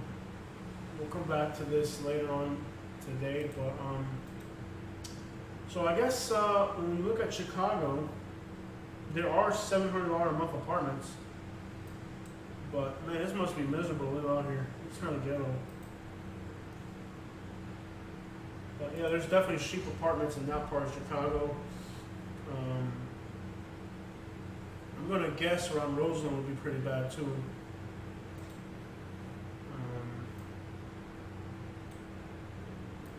Just trying to find the cheapest apartment that I can find. Let's see here. 800. See a lot of stuff for like $800. So these are 8 something here, 820.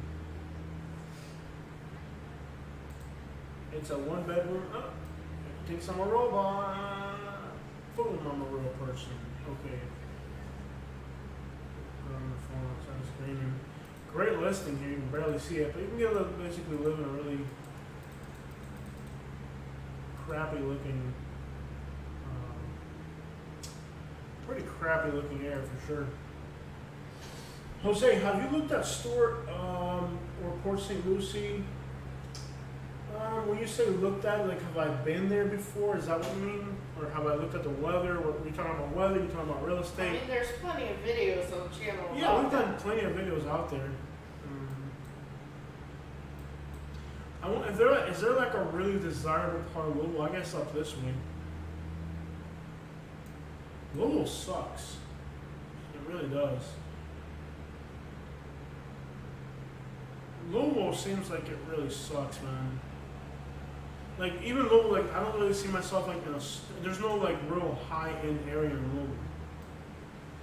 I mean, I guess the Highlands could be considered kind of fancy, but even in the Highlands, you can get an apartment for $1,000, $1,600. So, like, even in the Highlands, you can get a 1-bedroom, 1-bath for $1,000 in the Highlands. So Louisville's really, really struggling with real estate. Not looking good at all.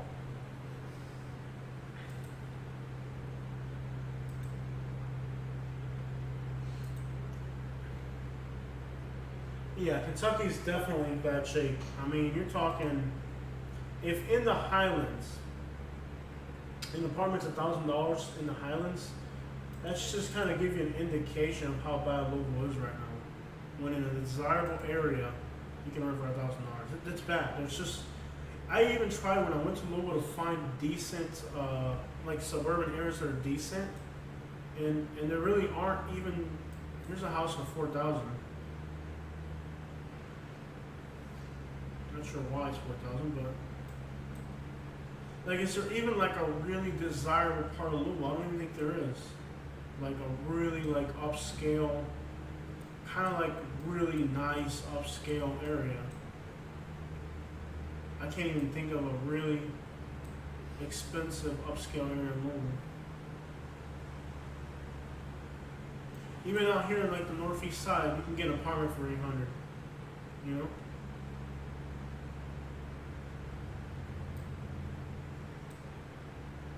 It's crazy. How even in the nicer side of Louisville, it's really affordable. And St. Matthews used to be nice, but I'm pretty sure it's probably starting to get bougie by now.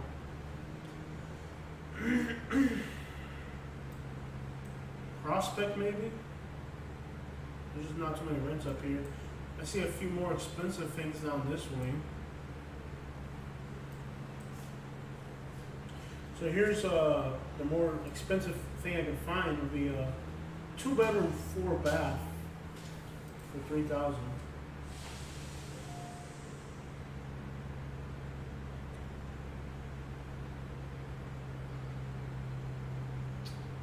Unbelievable.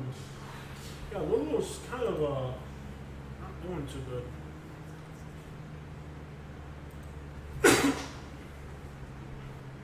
And you don't see too many houses for rent. Mostly it's apartments. Here's a house right here. So you can rent a 4-bedroom, let's say a 4-bedroom, 3-bath for 2,400. Let's see what it looks like. It's a big house. But even then, it doesn't even look or feel like, it's a big house, but it doesn't look or feel luxurious. It's just, it's big, but it's not luxurious. Like if you wanted to live like in a Victorian, like looking type of castle in Louisville, kind of looking for like more expensive rents, but you can't even see. They're way out here. It seems like in the really nice areas there aren't even rents in like the really, really fancy high-end areas. Here's a 4,000 right here. Okay, so here's kind of a $4,000 a month. You can get a 5-bedroom, 4-bath, 4,000 square foot. Loud truck, that truck down there. That truck. That truck down there. That truck. Okay, so for how much is it? Not even $4,000 a month. For $4,000 a month in Louisville, you can get a castle, I guess. Just a giant house. You want to rent a castle, Jose? Okay, it's big, but it's like neglected. This property doesn't look like it's in good shape. It doesn't even look inviting. It doesn't even feel inviting. It feels kind of old. Neglected. Yeah, neglected. What did Bob say? What happened to him? Huh? It looks like moldy and neglected and sad. It doesn't feel like a fun place to be. It just has like a really like sad vibe to it. It's a big old neglected house. That looks sad, really. I wouldn't want to live there. I guess the only thing it's got going for it that it's in the middle of a field, I guess. No neighbors, so it's really. It's in the middle of the field. That always sounds like Hey Jose, why Kentucky? Are you moving there? No, I'm definitely not moving to Kentucky. No, we're just looking at different areas and exploring stuff and comparing. Well, we keep comparing what you get in different places for different prices. I can't tell if it's the Wi-Fi or my phone with the Realtor app. I'm guessing it's the Realtor app. Yeah, that app sucks. So later on today, the worst app ever. they're definitely Port St. Lucie and West Palm Beach is going to get hit by a pretty good band later. Let me see what those live cams look like on the other coast real quick. Let's see what the jetty pier looks like. Kind of get us a live view real quick. Yeah, the water's kind of shifting directions. There's people out there recording right now. There's probably 5 or 6 people out there right now. There was like 50 people earlier, but I guess when the rain intensified, you can see the waves offshore are huge, and those people that are on the Yeti right now, all it would take is for one good wave to knock them off their feet. I can't believe people are dumb enough to be out there. But you can see the waves offshore. It's just completely huge and powerful. There's actually people out there. Look, there's like 5 or 6 people out there. Do you see the gap that's like right there? Yeah. There's a gap right there. Right at the end, yeah, they're stupid. And then it's coming in that way. Notice how like it's kind of that guy got swept off. Yeah, they're gonna get. I'm waiting for Nicole here in Titusville tonight. 3 blocks from the Indian River. Be careful with the storm surge. You're from Titusville and you like us? No, we got people in Titusville. Not every, yeah, we got people in Titusville. Looks like the waves are changing direction towards the south. I really do think this thing's gonna hit West Palm Beach. I think it's gonna take the southern route. Just by looking at the wind direction, the wave direction. I think these people that are out there, look at the height of those waves. I can't believe those people are out there. What a bunch of idiots. Look at the height of those waves, man. Dude, those waves are like insanely high. Why are they out there, bro? That is crazy. I can't believe people are out there. That is just nuts. People are crazy, man. They're still putting it, taking kind of a northward bound. They're still kind of putting it like taking that north turn, you know. Mm-hmm. But I still, every time I look at it, I still keep seeing like a southern. Even now, there's still a southern trajectory. Yeah. We'll see what it really does, man. I'm really curious to see what it does. Let me roll the timeline forward real quick. Just kind of roll this timeline forward. It has it moving up towards Sebastian.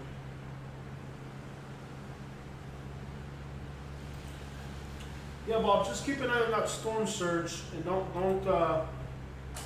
fall. I mean, you'll know. I mean, if you're 3 blocks inland, you might be all right.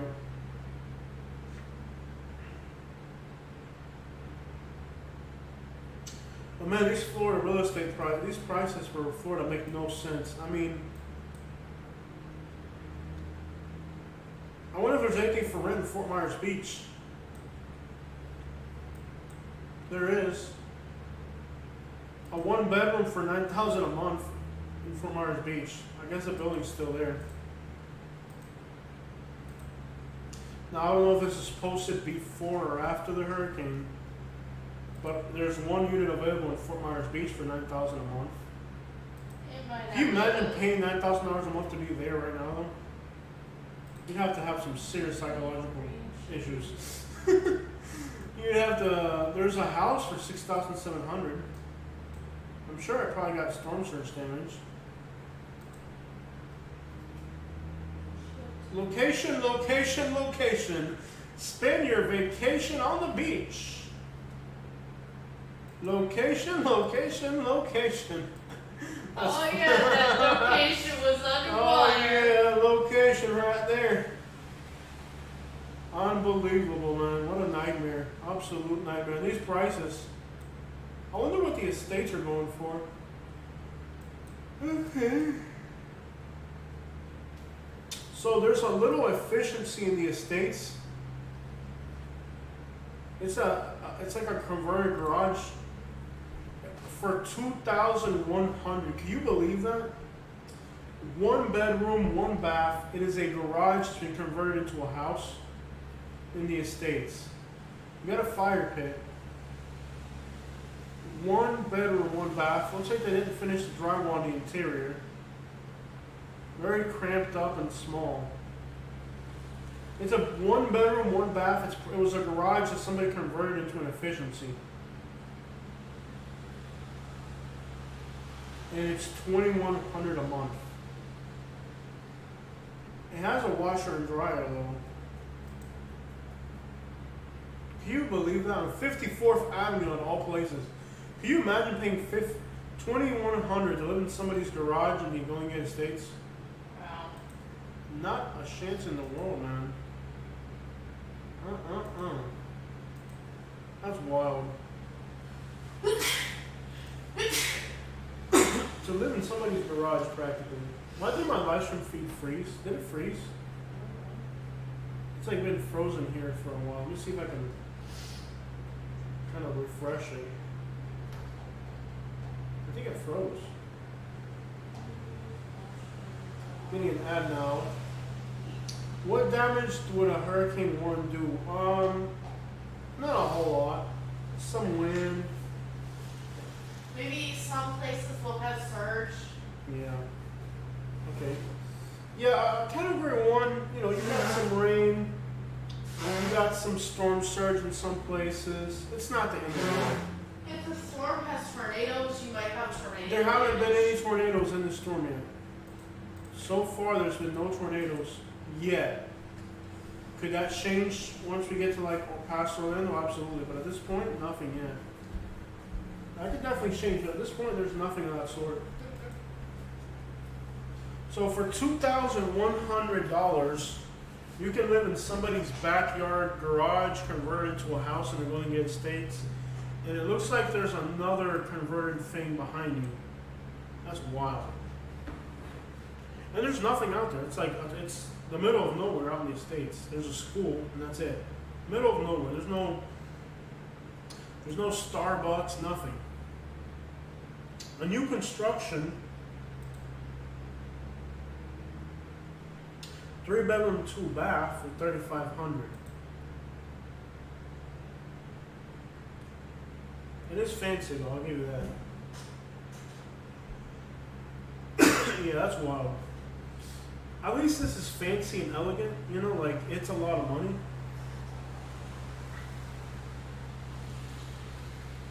They said Ian had too much dry air to form tornadoes. Yeah, there really didn't seem like, you know, there's some storms that have a lot of tornadoes, like Irma had a few tornadoes.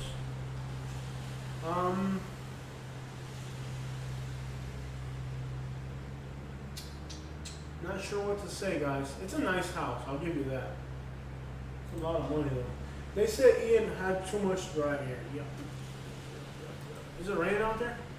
You want to look at some real estate with him for a bit? I'm getting tired. I'm getting tired. You want to take over for a minute? Sure. Just talking about real estate, show whatever you want. Okay. Hey y'all, it's my turn. Just don't pop up the screen that's got the live stream. Yeah, that's fine. If you need to use the cell phone, don't pop up the live stream feed. That's fine. So let me show you which link not to open. Is the live stream, that one, don't open that one for anything. Okay. Can you bring me my green sweater? I didn't have no sweater on, dude. I thought you were permission. Talk, women. Okay. We're gonna look at Aspen. See what this really is about. Aspen, Colorado. So you're looking at a townhouse for $18,000. Yeah. Wow. There's one that's $650. Let's see what a $650 looks like. These are like the worst photo. I don't know if it's loading or it looks fine there. But on my end it looks horrible. Like the photos look terrible.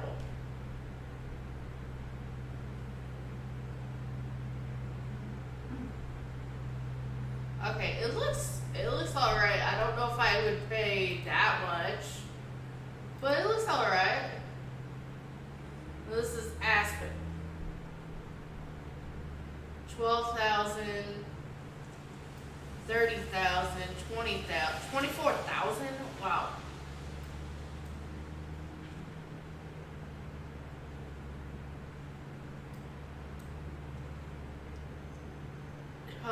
$60,000. Mark? Yeah. I'm looking at these and it's What just do you get for $60,000 a month? exactly. It's like 8,000. You get a 2.2. That actually looks cute. 8,000 a month. Hmm. Let me see. What type of setting? They got moms or something? Yeah, this is an Aspen. I like it though. I like it though. I would live there. You know, if I was clearing that kind of money, I guess I would live there. But I've always liked these little things. Lived in one place that had it.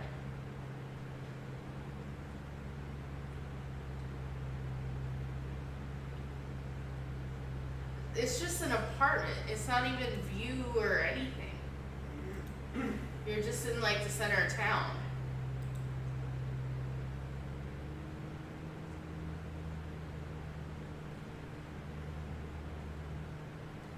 $200,000? A month? You've got to be kidding me. How big is it? I don't know. I'm just seeing like random numbers. Check it out. Why is it worth that much? 69,000. A month? Yeah. Wow. It's 6 bedrooms, 6 baths, so it's a mansion. 5,500 square feet. Okay, sorry, I gotta block someone. What are they doing? The usual, like, bad people, I have to hide them. I'll take care of them. Yeah. You got it? Yeah. Wow, that looks cute right here. So you're looking at what $60,000 a month gets you an Aspen.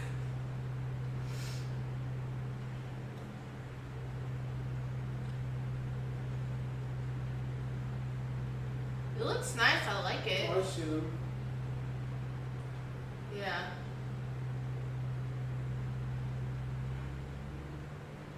The email didn't go through. It's Southern Life.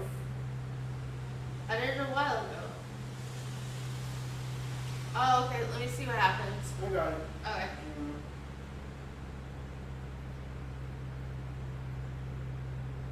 There it is, man. SouthernLifeYT@gmail.com.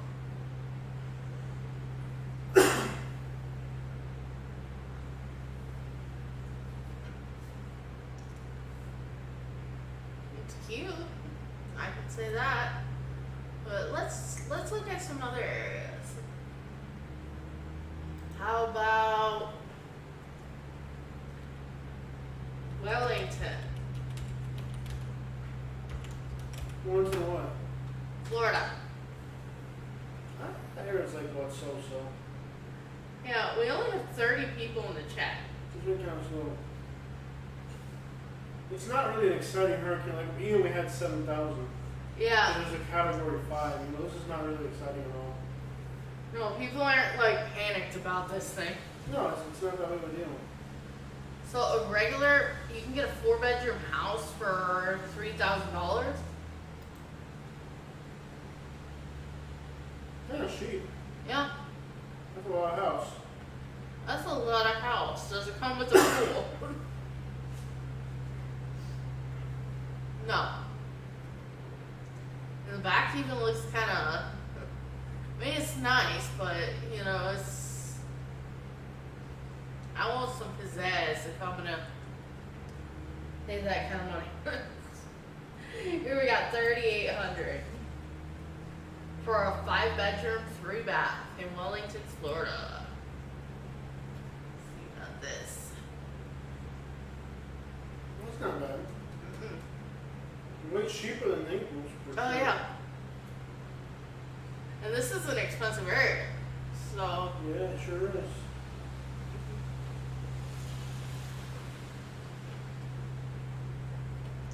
It's nice. Does it come with a pool for 3,800?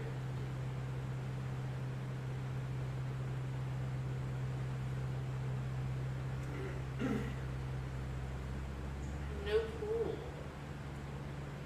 But you can live in a house that looks like the house from Rugrats. Our top video right now is that Sarasota video for some reason. Yeah, that's cool. Interesting. This is 35, and it's 5 bedrooms.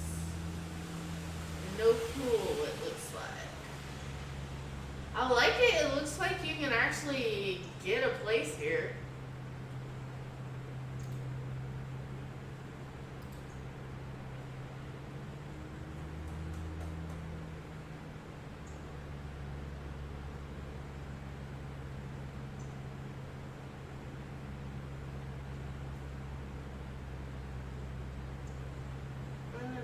Tomorrow the leasing offers will be closed. Oh, I'm not surprised.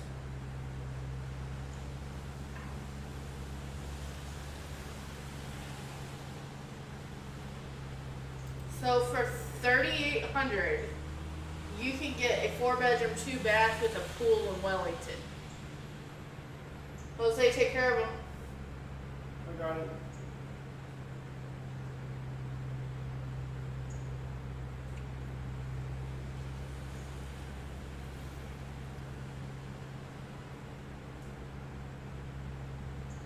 Okay, well, we're losing people here.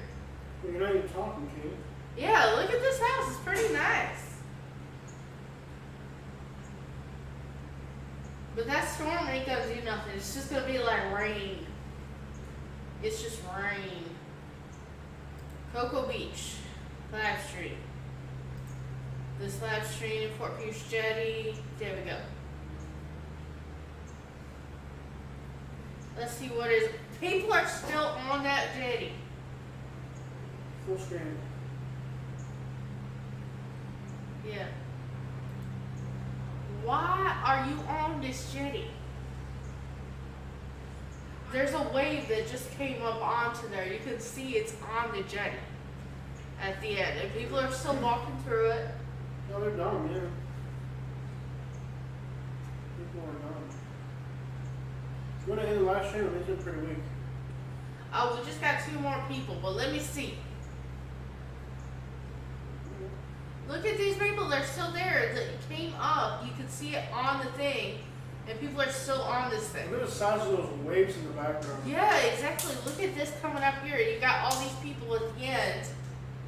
They're probably all like news reporters trying, you know. Well, you could still lose it at as a news reporter trying to get that, but Most it's just news reporters and bloggers. yeah. Oh, you can see it like went across the people and stuff. Look at these people getting wet. Pretty dumb idea to be out there. Like you can literally see them getting wet, and the people are still willingly walking out there. Is the Chinese place open today? Yes. They open up in about 5 minutes.